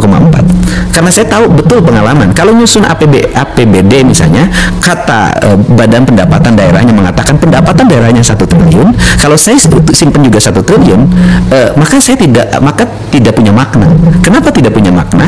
Karena yang belanja 1 triliun itu nanti akan over prestasi dia, sehingga pendapatan tercapai target 100%. Kemudian belanjanya tercapai 100%. Seperti bahkan belanjanya yang tidak pernah tercapai. Kan kita Indonesia itu begitu, pendapatannya tercapai, belanjanya nggak pernah tercapai. Nah, ketika bikin saya 1,4, maka si kepala badannya itu mulai jadi berpikir, oh berarti saya tidak berprestasi dong Pak. Ya saya bilang tidak berprestasi. Kenapa? Karena saya bikin prestasinya lebih tinggi lagi. Terus yang kedua, bahwa dibikin lebih tinggi lagi untuk apa? Agar belanjanya ini tercapai. Nah, saya ada logika sederhana misalnya gini. Saya misalnya belanja infrastruktur 400 miliar. Umumnya orang belanja 400 miliar itu hanya di 400 miliar dan belum tentu dibelanjakan 400 miliar ini, akhirnya nyisa duit negara numpuk di bank. Kalau saya enggak, belanja infrastruktur 400 miliar, langsung ditanya berapa sisa tender. Dia bilang Pak rata-rata penawarannya di 7%. Oke, berarti sekarang dipotong yang 400 miliar dikurangi 7%. Oke. Yang 7%-nya dimasukin lagi jadi belanja lagi. Jadi belanjanya 400 sekian miliar. Nah, sehingga di tahun itu kita sudah double belanja. Uang yang harusnya loncat ke tahun depan, saya belanjakan di tahun itu. Kan itu kebutuhan politiknya terpenuhi. Maka waktu itu sampai ada tujuan saya nikahnya sama Nyeratu Kidul itu masyarakat gara-gara itu. Gara-gara apa? Waktu kecil bisa bangun jalan di mana-mana bagus, bisa bangun sekolah di mana-mana dengan toilet di setiap kelas, bisa bangun puskesmas rawat inap, bisa seluruh rakyat berobat hanya pakai KTP dengan kerjasama di 11 rumah sakit sampai Cipto di Jakarta, bisa bangun bangunan di mana-mana, bisa bikin gaji RT. Waktu itu saya bisa sampai 600 ribu, dan itu kabupatennya kecil banget dibanding tetangga yang kaya-kaya, sehingga orang tuh berpikir bahwa kok ini duitnya banyak banget gitu loh. Karena duitnya banyak banget, karena ada kelompok sentimen ya atas nama agama, akhirnya lahir tuduhan itu Pemda Purwakarta kaya banget karena Dini Mulyadinya kawin sama Nyeratu Kidul. Iya, yang pertama kan kita ingin juga mendidik publik untuk sadar pada dirinya. Kita ini siapa sih? Kita ini makhluk apa? Nah, Jawa Barat ini kan lama kehilangan jati dirinya. Abang orang Palembang tuh jelas Pak jati dirinya. Sumatera Selatan pasti punya kebanggaan sama Sriwijaya. Orang Makassar tuh jelas Pak. Orang Sumatera Barat tuh jelas Pak. Orang Jawa Tengah tuh jelas. Orang Jawa Timur ceritanya Mojopahit. Jelas Pak. Orang Jawa Barat, di mana letak kejelasan ideologi dirinya? Dari mana dia berasal? Siapa silsilah karuhunnya? Karuhun itu kan saya ngomong tentang karuhun itu yang itu di Jawa Barat tuh sesuatu yang tabu diomongin, ya kan karuhun itu leluhur. Kan saya ngajarin sebenarnya, kita ngomong tentang nasionalisme. Kita ngomong tentang nasionalisme. Nasionalisme kita menjadi semufa, menjadi formalisme upacara. Formalisme upacara? Iya, yang disebut dengan seorang nasionalis itu formalisme upacara. Mengikuti upacara-upacara, kemudian menggunakan pakaian-pakaian yang dianggap nasionalis. Yang paling lucu pakai nasionalis itu pakai jas, pakai dasi. Kan Bahkan upacara kita selalu ditandai itu dari dulu. Nasionalis itu. Padahal jas dasi kan bukan bajunya nasionalis kita. Nah, bagi saya nasionalisme itu adalah keterikatan kita pada leluhur kita. Kalau orang terikat sama leluhurnya, maka dia akan terikat pada tanahnya, pada airnya, pada udaranya, dan pada cahaya matahari. Wow. Bagi orang adat, itu kan itu yang disebut papat kalima pancer ya, di Sunda, kan? Yaitu kan tanahnya itu hitam warnanya, airnya warnanya putih, udaranya berwarna kuning, api itu warnanya merah. Yang orang Bali punya ajaran Tiga Tekarana, orang Sunda punya ajaran papat kalimat tunggal. Itu kan, sedangkan undang-undang dasar kita menegaskan tentang manusia Indonesia seutuhnya. Nah, kalau manusia Indonesia seutuhnya berarti dia harus utuh, punya keterikatan batiniah, punya keterikatan lahiriah dengan seluruh alam di mana dia berasal dan di mana dia hari ini berpijak. Nah, keterikatan itu akan melahirkan ikatan moral. Makanya saya katakan di Sunda, sebenarnya kalau kita kembali pada ajaran Sunda, itu nggak ada jual beli tanah sebenarnya. Kan nggak boleh. Nggak ada jual beli tanah. Masa negara diperjualbelikan gitu loh. Itu perspektif kebudayaan loh. Dan itu menjadi hukum yang mengikat pada dirinya, pada keterikatan pada alamnya. Nah, sehingga kalau ngomong ini kita masuk lagi pada wilayah-wilayah ketuhanan. Nah, pertanyaannya adalah ketika kita menjadi makhluk spiritual, makhluk beragama, ya kan? Kita kan langsung mengklaim diri kita beriman pada Allah. Ketika beriman pada Allah, maka kita berserah diri pada Allah. Pertanyaan yang berikutnya adalah ketika berserah diri pada Allah itu, kita harus mengikuti hukum Allah. Hukum Allah mana yang mengikat diri kita dalam setiap waktu, dan tidak perlu tafsir, tidak perlu pemahaman, tidak perlu ada diskusi, tidak perlu ada riwayat. Adalah hukum Allah yang sudah pasti tidak ada pemahaman dan terasa langsung oleh diri kita, adalah hukum kausalitas, hukum sebab akibat, hukum alam. Sudah pasti. Nah, sehingga secara spiritual kita berserah pada Allah, tetapi secara material kita berserah mengikuti aturan alam yang sudah pasti. Ya, sudah pasti. Saya berikan contoh, saya berserah diri pada Allah menggunakan mikrofon ini. Yang punya aturan tentang mikrofon ini siapa? Berarti kan perusahaan mikrofonnya dong, punya standarisasinya, ada SOP-nya. Maka ketika kita berserah pada Allah menggunakan mikrofon ini, maka secara SOP saya mentaati aturan yang diterapkan oleh yang punya mikrofon. Saya kemarin mengikuti pemilihan kepala daerah. Saya mengikuti pemilihan kepala daerah, saya berserah diri pada Allah, berpasrah. Itu secara spiritual, secara ruhaniah. Secara material kan saya harus ikut debat, harus ikut kampanye. Berarti yang ditaati, yang dikatakuti oleh saya siapa? KPU sama Bawaslu.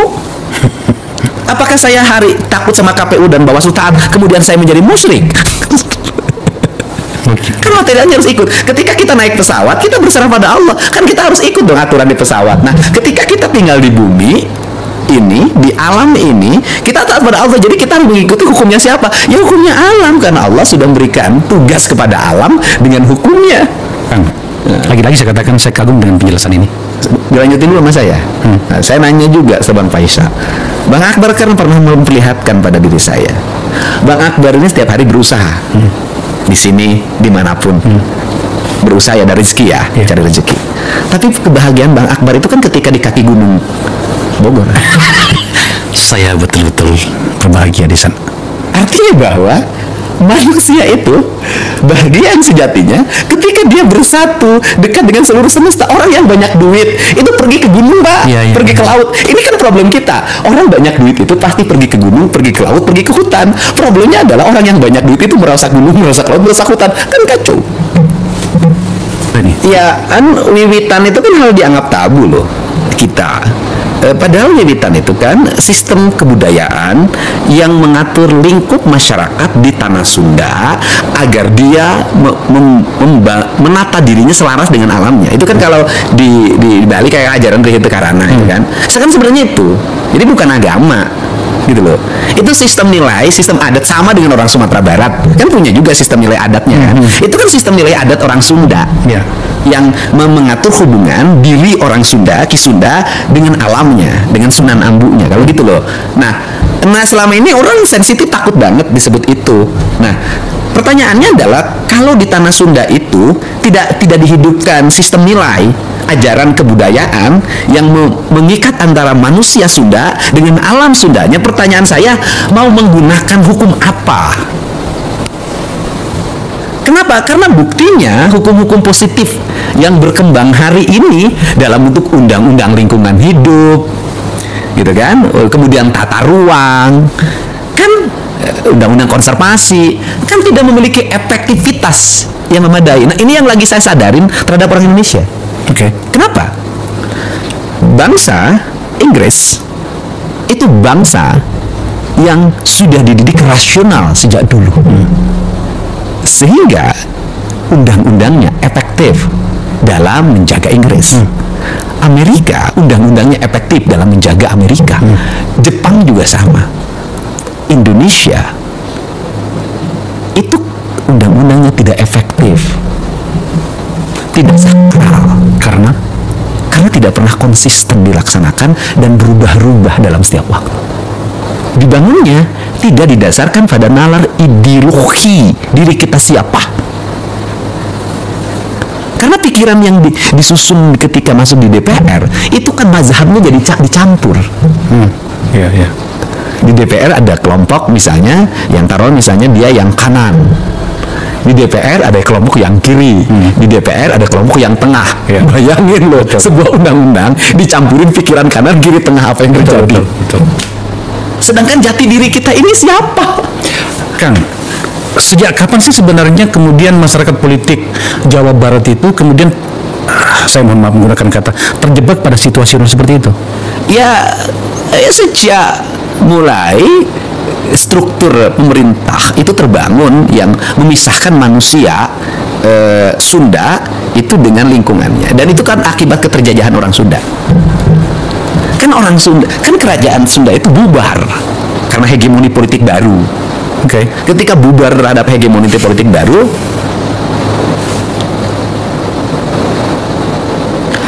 maka orang Sunda itu kehilangan dirinya. Karena kehilangan dirinya, kehilangan pemimpinnya.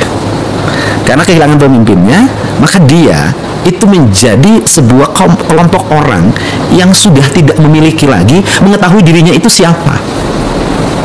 Maka dia mengikuti arus apapun yang datang. Karena mengikuti arus apapun yang datang, sehingga dia terhegemoni.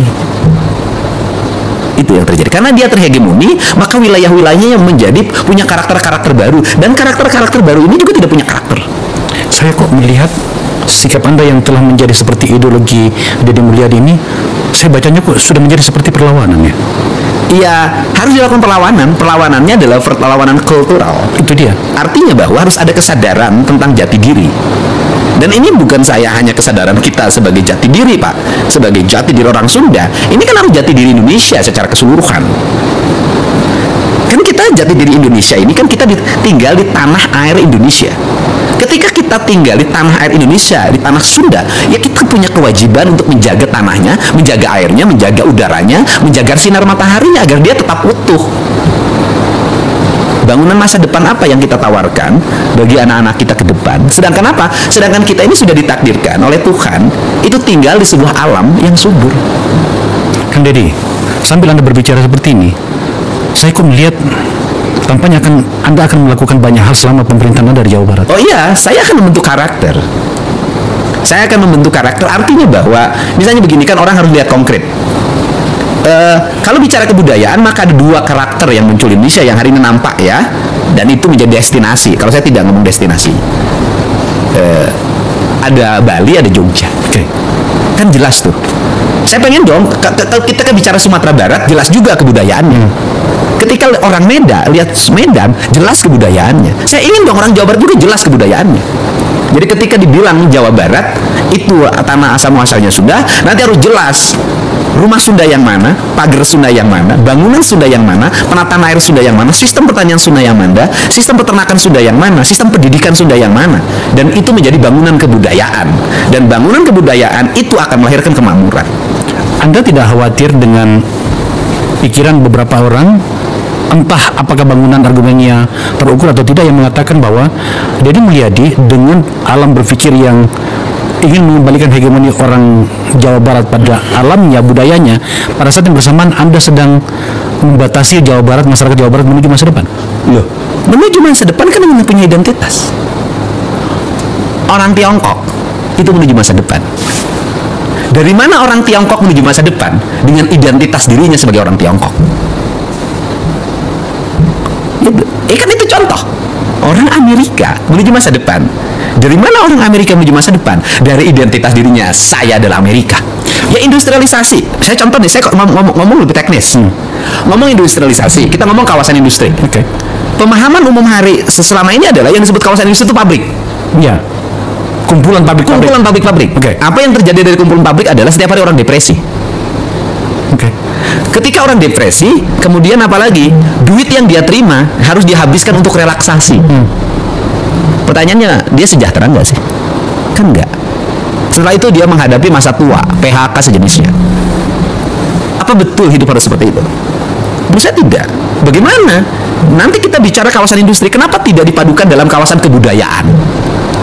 Ada pabrik, ada hutan, ada areal sawah, ada kolam, ada burung, ada kupu-kupu, ada areal jalan, ada orang yang di kawasan industrinya nanti naik sepeda karena pemukimannya nanti dibikin dalam bentuk rumah yang memiliki aspek ekosistem lingkungan. Kan indah, Pak.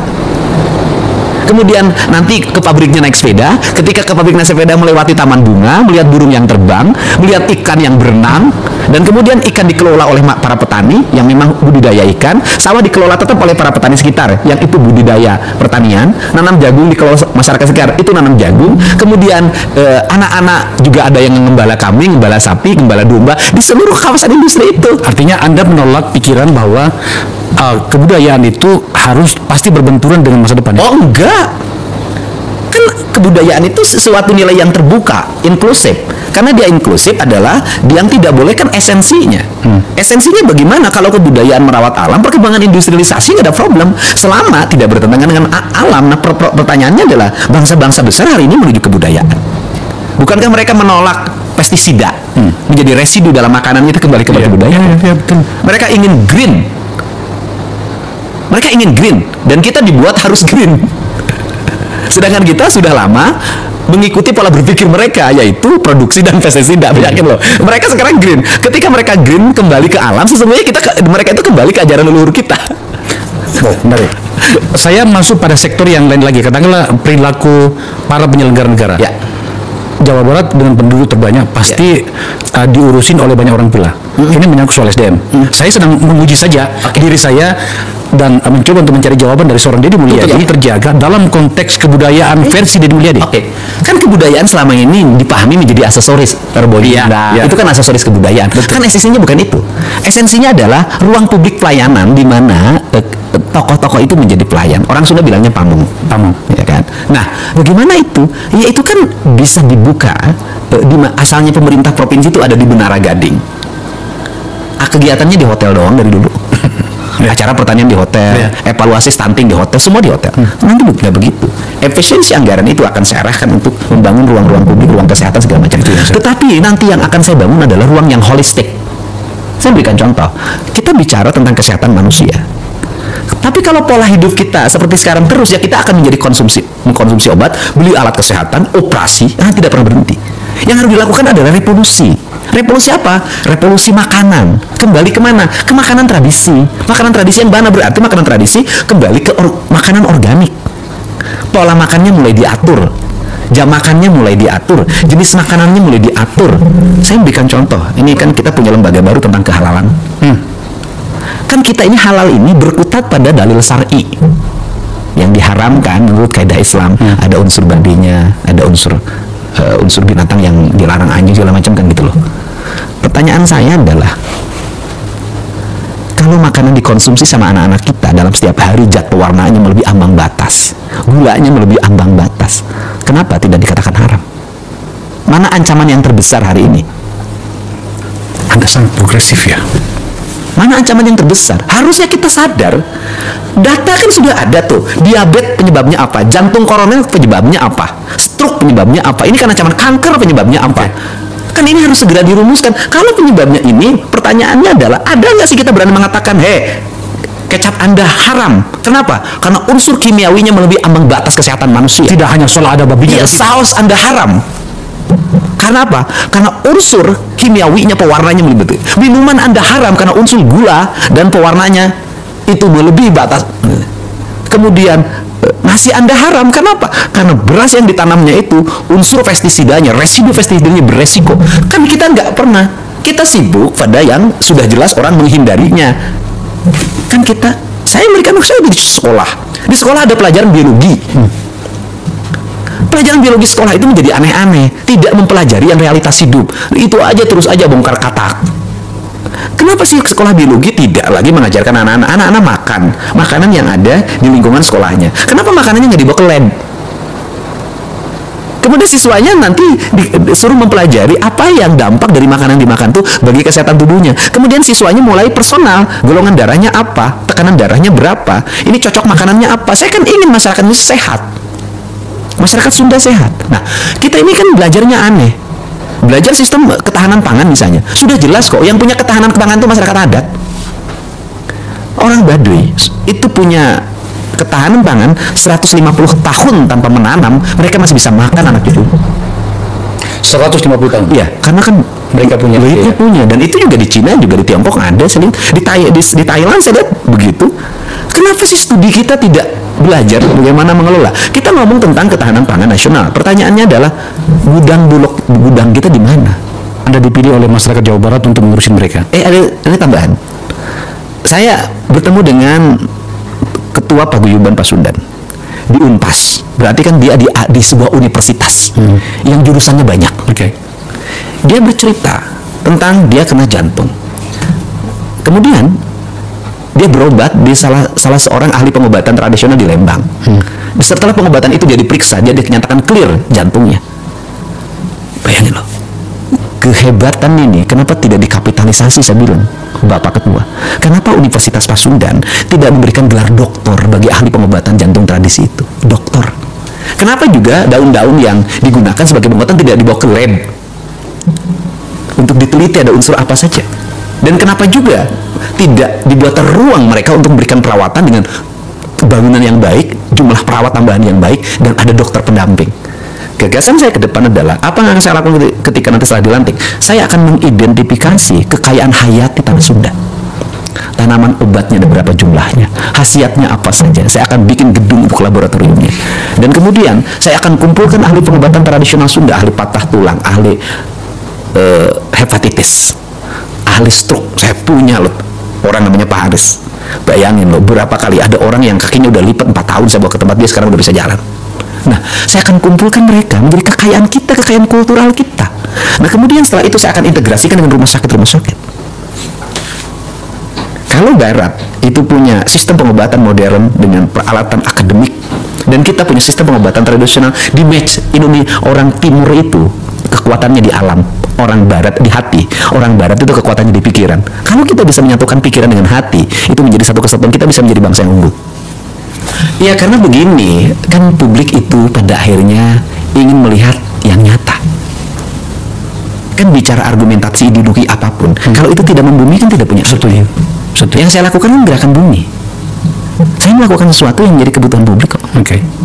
Saya tiap hari ngurusin orang dengan beragam kesusahan, Pak. Waktu debat kan saya selalu ngomong sama media, pemimpin itu beda.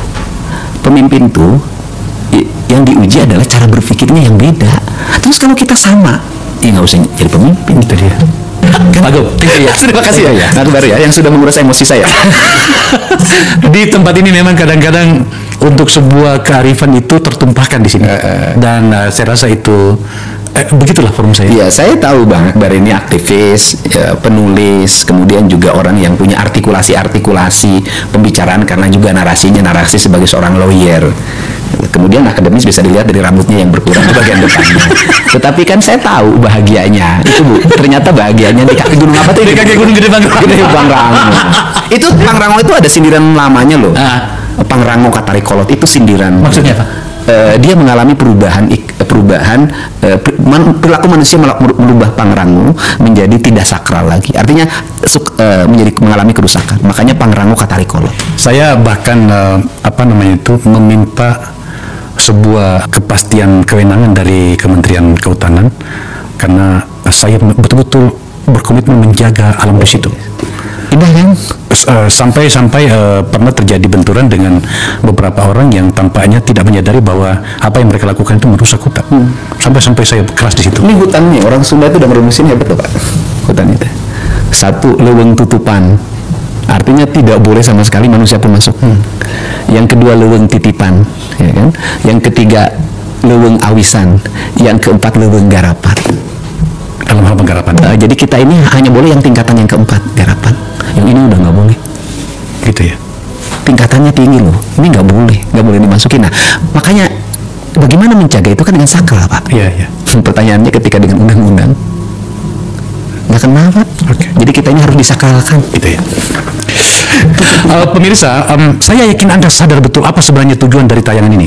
Selain memberikan selamat, tetapi adalah pertama, betapa ternyata kita tidak perlu membenturkan alam dengan masa depan itu tadi. Sebab sebenarnya dia sejalan selama kita memahami. Yang kedua, terkhusus bagi Jawa Barat, siap-siaplah masyarakat Jawa Barat untuk bersama dengan gubernur hebat ini melakukan sesuatu agar kemudian jelas Jawa Barat mau kemana. Dan lebih terkhusus lagi bagi teman-teman yang mengambil posisi sebagai ASN atau apapun di sana sebagai penyelenggara negara, tampaknya benturan budaya dalam hal pelayanan publik itu akan terjadi. Dan kalian harus menyesuaikan diri. Sebab di forum ini saya mengatakan bahwa sejujurnya saya menyetujui seluruh argumen Pak Gubernur tadi. Masyarakat Jawa Barat, selamat, Anda telah memilih dengan benar. Terima kasih telah menyaksikan percakapan ini. Seberapa besar pun gagasan yang saya gagas, seberapa kuat pun kekuatan yang saya bangun, apa kebijakan yang harus kita lakukan? Kebijakan yang harus kita lakukan adalah mindset pembangunan dirubah. Ekonomi bukan segalanya. Itu penting. Tetapi ekonomi tidak boleh membunuh ruang-ruang publik di mana orang mendapat ruang bercengkrama. Desain rumah harus dikembalikan pada desain yang membuat jendela, membuat ruang untuk ibu dan bapaknya berkumpul. Halaman rumah harus tersedia di setiap kampung, jangan dihabiskan untuk bangunan, karena anak-anak ingin bermain di halaman. Lapangan bola di setiap desa harus ada. Karena apa? Karena mereka terus berinteraksi olahraga. Sungai-sungai harus dijernihkan, karena anak-anak orang miskin tidak bisa berenang di kolam renang yang berbayar. Mereka harus berenang di sungai-sungai yang jernih. Gunung-gunung harus dihijaukan, karena anak kita perlu hiking dan traveling dalam setiap waktu. Anak-anak kita perlu berinteraksi dengan semesta. Lampu-lampu kadang sebulan sekali harus dimatikan, agar anak kita bisa menatap langit, melihat bulan dan bintang, bahwa dia adalah bagian dari cakrawala yang indah. Negeri ini sudah sesak dengan uang di kepalanya. Yang akhirnya apa? Pendidikan hanya menjadi ucapan dan tingkatan S1, S2, dan S3. Tapi pendidikan lupa ada nilai esensial yang harus dihidupkan dalam relung hati manusia. Pendidikan Indonesia adalah mewujudkan manusia Indonesia seutuhnya. Mewujudkan manusia Indonesia seutuhnya. Dalam falsafah Sunda disebutnya Pancawaluya. Cager, bager, bener, pinter, singer. Itulah falsafah pendidikan asasi. La haula wala quwata illa billah. Maka dia tidak boleh membawa hawa nafsu. Ketika kita ingin memasuki abad ritual dan spiritualitas, maka tidak boleh ada kebencian, tidak boleh membawa senjata apapun, tidak boleh, maka kita berserah. Apa yang terjadi hari ini? Orang-orang yang setiap hari bicara tentang kesucian, lidahnya menyakiti orang lain, menusuk orang lain, membawa api peperangan pada saat orang menuju kesucian, bahkan bisa jadi menghinakan orang lain, itu dianggap bagian dari kesucian. Ingat, doa yang terpancar ada dua. Saya tidak menyebut doa. Rintihan hati, bisikan hati ada dua. Ada yang berharap ini berhasil, dan ada yang berharap ini gagal. Siapa yang berharap ini berhasil? Mereka adalah kaum-kaum nasionalis yang mencintai bangsa ini. Siapa yang berharap ini gagal? Para nyinyir dan para pembenci yang menjadikan politik sebagai tujuan hidupnya, tanpa pernah bisa membedakan mana kepentingan politik dan mana kepentingan kebangsaan. Walaupun kebijakannya baik, karena beda dengan politiknya dia mengatakan buruk, dan walaupun kebijakannya buruk karena sama dengan politiknya dia katakan baik. Ini orang yang tidak punya spirit nasionalisme. Dia hidup mempertuhan politik dalam setiap waktu. Saya katakan dia hidup mempertuhan politik dalam setiap waktu, meskipun lidahnya berkata bertuhan pada Allah, tetapi hatinya dalam setiap hari hasud dan menjadikan politik sebagai tujuan hidup. Bertuhan pada politik, bertuhan kepada uang, bertuhan kepada harta benda, kekayaan, bercerita mobil ini, motor ini, kendaraan ini, keluaran baru dan segala macamnya, bercerita tentang emasnya, perhiasannya dan segala macamnya, jam tangannya dan segala macamnya. Nah, bertuhan kepada harta benda, tidak bertuhan kepada Allah, Sang Pencipta. Ini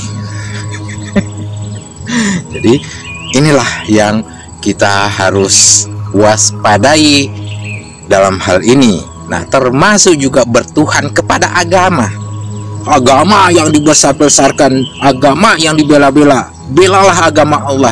Ya, sejak kapan Allah punya agama? Adanya agama itu karena tadi balik lagi pegangan kita manusia, pegangan kita sebagai tongkat kita, sebagai tali kita untuk kepada Allah. Kan itu balik lagi.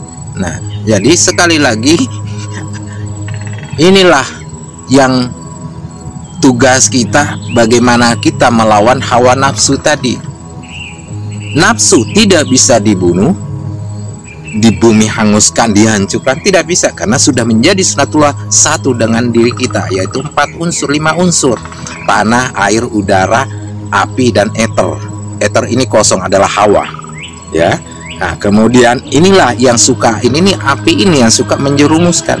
Nah, inilah dahulu di zaman di langit sana ketika Nabi Adam diciptakan, kesombongan sang iblis ini melihat Adam hanya dari tanah, melihat fisiknya saja. Begini aja nih. Nah, itu. Ini sering video-video saya sudah ada yang seperti itu. Jadi melihat sebelah mata orang gitu kan. Nah, itu gimana caranya lihat sebelah mata tuh. Jadi orang tidak dipandang kalau tidak punya harta. Orang tidak akan dijauhi kalau orang melihat pakaiannya compang-camping gitu kan. Nah, padahal terkadang itulah para malaikat menyamar. Nabi Khidir menyamar tuh. Ya, pengalaman nih seperti itu. Ya, jadi ini saya menyampaikan ini karena tugas saya menyampaikan kebenaran dari Allah, bukan yang saya buat-buat. Saya berbicara seperti ini karena saya selalu minta izin kepada Allah. Ya Allah, berikanlah hamba kekuatan untuk menyampaikan ini. Berikanlah hamba energi alam semesta untuk menyampaikan hal ini, sehingga apa yang saya sampaikan terdengar oleh seluruh alam semesta di seluruh dunia. Saya bicara seperti ini, para malaikat, para semua yang ada di sekitar lingkungan saya ini kelihatan, termasuk di kahyangan sana, di surga sana, di namanya di neraka sana.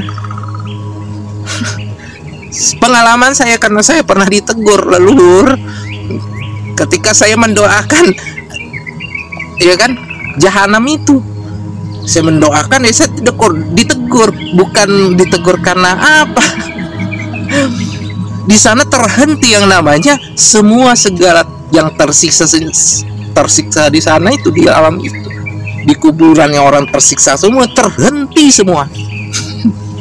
Ya, ketika saya ini artinya mengguncang langit seperti itu ya.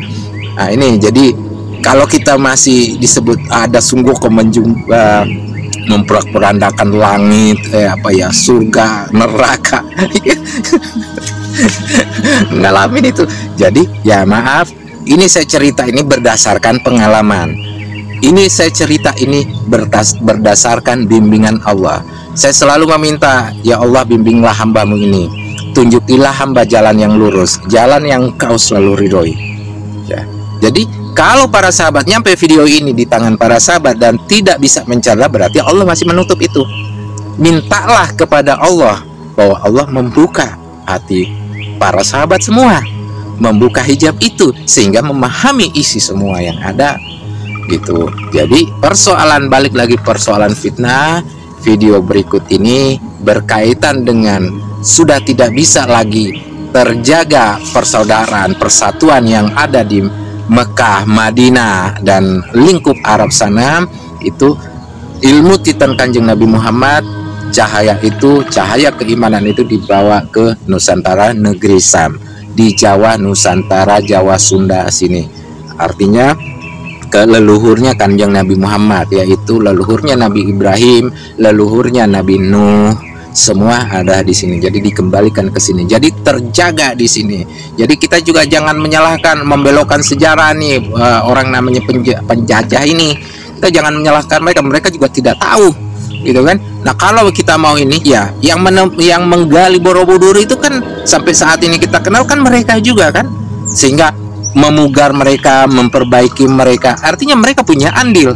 Nah, termasuk dari Yunani, ya kan, mereka punya andil.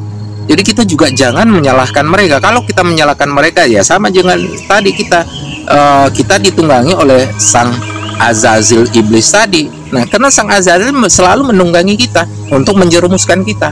Nah, itulah Yahuda jadi Yahudi itu selalu ditunggangi ya, siapapun dia, mau bangsa manapun, bangsa kulit putih, bangsa kulit hitam, kulit coklat, kulit kuning, kalau sifatnya seperti itu, selalu mengadu domba, selalu memfitnah, selalu membuli, selalu mengobok-obok orang lain dalam tanda kutip, menjelek-jelekan, kemudian memfitnah, mengadu domba, dan macam-macam sehingga terpecah belah. Nah, itulah bagian dari strategi iblis yang ada di dalam diri kita manusia, yaitu sifat api.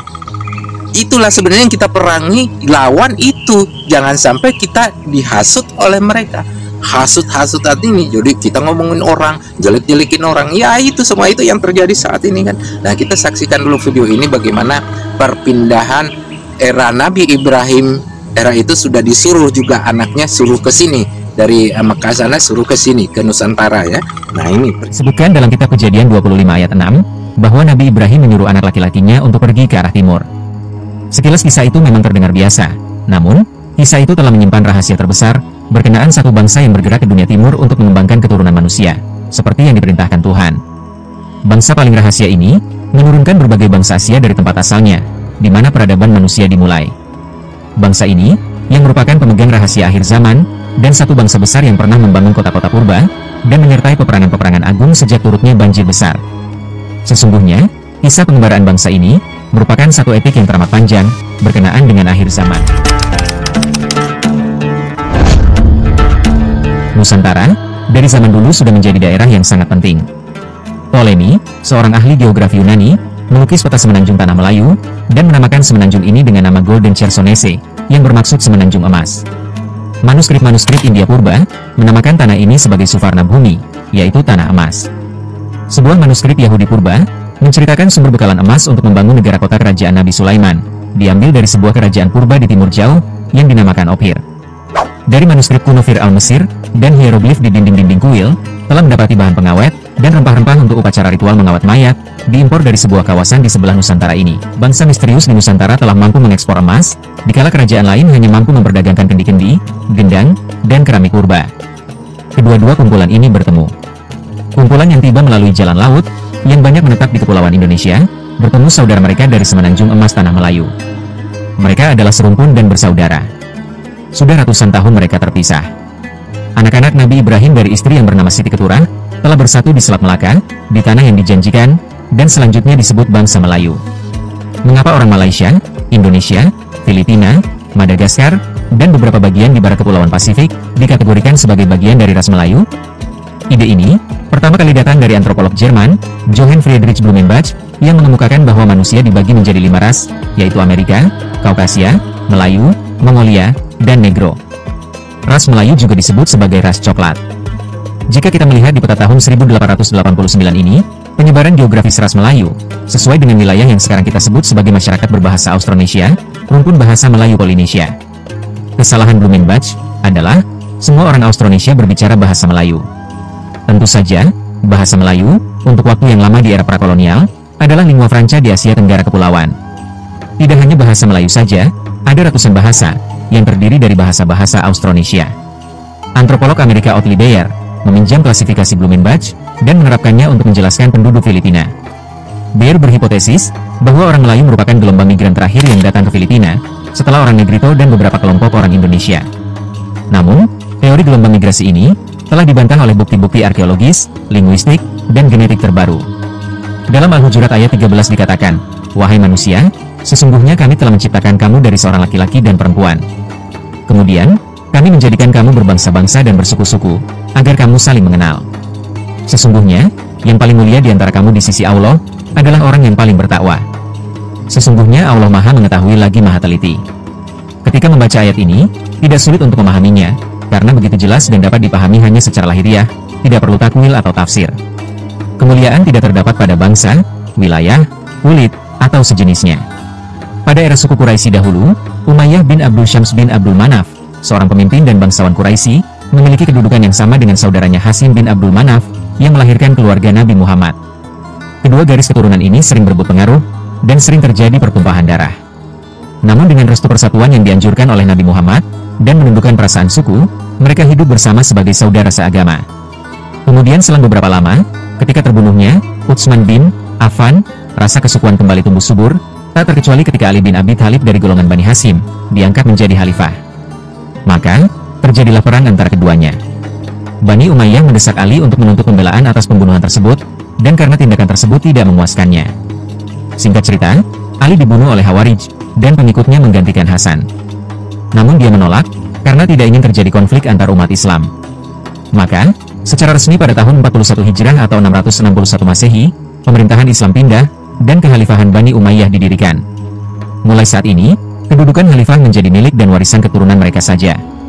Kemegahan pemerintahan negara Islam di era ini tidak bisa dipungkiri, sangat luar biasa dan sangat ditakuti dunia. Namun kerajaan tersebut runtuh, dan digantikan oleh kekhalifahan Bani Abbasiyah. Salah satu faktor kejatuhannya, adalah bangkitnya kembali rasisme, yang padahal dulu telah dibasmi oleh Nabi. Selanjutnya, kekhalifahan Abbasiyah juga jatuh, karena salah satu nasionalisme yang memuncak dari bangsa non-Arab, terutama Persia dan Turki. Demikian juga Khilafah Utsmaniyah, hancur juga karena budaya ini. Setelah jatuhnya sistem khilafah terakhir, benih-benih penindasan umat Islam di seluruh dunia dimulai hingga saat ini. Dan umat Islam menunggu zaman dan masa kebangkitan kedua kali, yang pasti akan berlaku. Banyak hadits yang menyebutkan, kebangkitan itu akan datang dari timur. Antaranya, dikeluarkan oleh Tabrani dalam Al-Awsat, dari Ibnu Umar bahwa Nabi memegang tangan Sayyidina Ali dan berkata, akan keluar dari Saudi ini, seorang pemuda yang akan memenuhi dunia dengan keadilan. Jika kamu melihat hal yang demikian, maka wajib bagimu untuk pergi bersama mencari pemuda dari Bani Tamim. Dia datang dari timur, dan dia adalah pembawa Panji Al-Mahdi. Hadits kedua, diambil dari Al-Hasan bin Sofyan dari Abu Nuaim dari Suban. Nabi bersabda, spanduk hitam akan datang dari timur, hati mereka seperti potongan besi. Siapapun yang mendengar tentang mereka, haruslah datang kepada mereka dan berjanji setia kepada mereka, bahkan jika mereka harus merangkak di atas salju. Hadits ketiga, dari Ibnu Majah dan Tabrani, dari Abdullah bin Al-Haras bin Juzu, Al-Zubaydi Nabi bersabda, akan keluar manusia dari timur, mereka itu merintis kekuasaan untuk Al-Mahdi. Saat menyebut timur dan paling timur, itu adalah di sini. Persoalannya, di mana tempat bermula kebangkitan yang dinantikan itu? Ada banyak temuan tentangnya. Ada yang bilang di Malaysia, ada yang bilang di Indonesia, dan bahkan lebih dalam lagi, memberi petunjuk begitu banyak ras dari suku atau bangsa. Musuh besar manusia, bukanlah manusia lain yang berbeda agama. Namun musuh kita yang sebenarnya, adalah setan yang merasuk dalam jiwa manusia, sekalipun manusianya beragama Islam. Jika kita lihat sejarah pada era kolonial, semua pemerintahan, baik yang berupa kerajaan, kesultanan, ataupun individu dari berbagai agama, bersatu bekerja keras untuk satu tujuan, yaitu melawan setan yang merasuki jiwa para penjajah, para penguasa zalim, mandor-mandor korup, ataupun pribumi pengkhianat, walaupun mereka beragama Islam. Begitulah gambaran ambang kebangkitan akhir zaman. Kita akan bersatu, dimanapun, kita akan berkumpul di bawah satu panji. Panji hitam yang dipimpin oleh Pangeran Bani Tamim, dan diserahkan kepada Imam Mahdi. Kebangkitan Islam kedua, memiliki pola yang sama dengan kebangkitan pertama, yang didasarkan pada ketakwaan kepada Tuhan Yang Esa, bukan semangat kebangsaan, ras, atau suku, apalagi agama tertentu. Panji hitam. Lahir pemimpin Panji hitam dari timur. Nostradamus katanya ya. Padahal semua itu sudah diarahin ke sini semua. Cuman kita antara percaya, tidak percaya, yakin, tidak yakin, itu dibolak-balik. Nah, di sini Allah yang maha membolak-balikkan hati manusia. Nah, percayakan Nabi Muhammad orang Jawa? Percayakan Nabi Ibrahim orang Jawa? Percayakan Nabi Nuh orang Jawa? Percayakah Nabi Isa orang Jawa? Nah, kembali lagi, Allah yang maha membolak-balikkan hati manusia. Yakin, tidak yakin, percaya dan tidak percaya, kembali lagi Allah yang membuka itu semua. Jadi ada beberapa katanya dalil dan segala macam, itu masih juga katanya, karena itu juga ditutup, terselubung. Jadi tidak akan bisa juga dibuka semua. Itu ada terselubung di balik itu, disebutlah candi, sandi, atau rahasia. Nah, ini termasuk ini rahasia. Rahasia dagang disembunyikan, rahasia gudang-gudang semua disembunyikan, rahasia kerajaan-kerajaan, istana-istananya juga disembunyikan, ditutup. Bagaimana mungkin dalam satu malam ditutup? Kalau tidak punya ilmunya, ya contoh Pajajaran ini punya istana, dalam satu malam ditutup, hilang. Di Luwu, Sulawesi sama, hilang. Di Jawa hilang. Majapahit hilang. Yang ada kan cuman bekas-bekasnya aja. Artinya bangunan luarnya, pagar luar. Misalnya kalau disebut ring 1, ring 2, ring 3-nya itu cuman ring 3-nya, ring 1 dan ring 2 itu tertutup semua. Ditutup itu. Makanya ada orang bilang kerajaan gaib dan segala macamnya. Nah itu. Nah kelak di era Imam Al-Mahdi Satrio Piningit atau Putra Batara Indra itu nanti nongol lagi. Tentunya melalui baik itu ramalan Jayabaya atau nubuat Jayabaya. Jayabaya itu Muslim loh. Kemudian namanya Wangsit Uga Siliwangi, Uga Wangsit Siliwangi. Siliwangi sendiri kerajaannya atau ayahandanya Raden Kian Santang ya Muslim, cuman kan tidak ditunjukkan. Makanya ya sudah kan dibubarin lah, struktur kerajaan itu dibubarin. Ya kamu yang mau ikut raja, ikut ke ini, ikut ke selatan, ikut ke timur, ikut ke barat, ya semua jangan ikutin saya yang ini. Nah karena mereka sudah tahu prediksinya nanti akan begini, akan begini, akan begini. Udah tahu. Nabi Muhammad juga begitu kan, sudah tahu prediksinya, makanya diungsikan semua orang-orang ini, para leluhurnya, cucunya itu, cucunya sudah kesini sebenarnya. Ketika terjadi namanya sudah terjadi perjanjian dengan Muawiyah, Hasan bin Ali bin Abi Thalib itu sudah perjalanan ke sini. Jadi pedang Zulfikar itu dibuang di Samudra Hindia situ, dekat Australia. Itu dibuang di situ. Nah itu sampai saat ini ada disimpan di Istana Laut Selatan. Oke, sementara itu dulu informasi yang saya bisa sampaikan. Sekali lagi, ageman adalah agama, agama adalah ageman, yaitu pegangan kita, tongkat kita, ya, tali kita berpegang kepada menjadi keyakinan kita, yaitu Allah, Tuhan Sang Cipta, yang memelihara, yang membimbing kita untuk selalu berada di jalan yang lurus, jalan yang lurus terus. Makanya ihdinas siratal mustaqim, tunjukilah kita kami jalan yang lurus. Ya, terima kasih. Wabillahi taufiq wal hidayah. Assalamualaikum warahmatullahi wabarakatuh. Rahayu, rahayu, rahayu.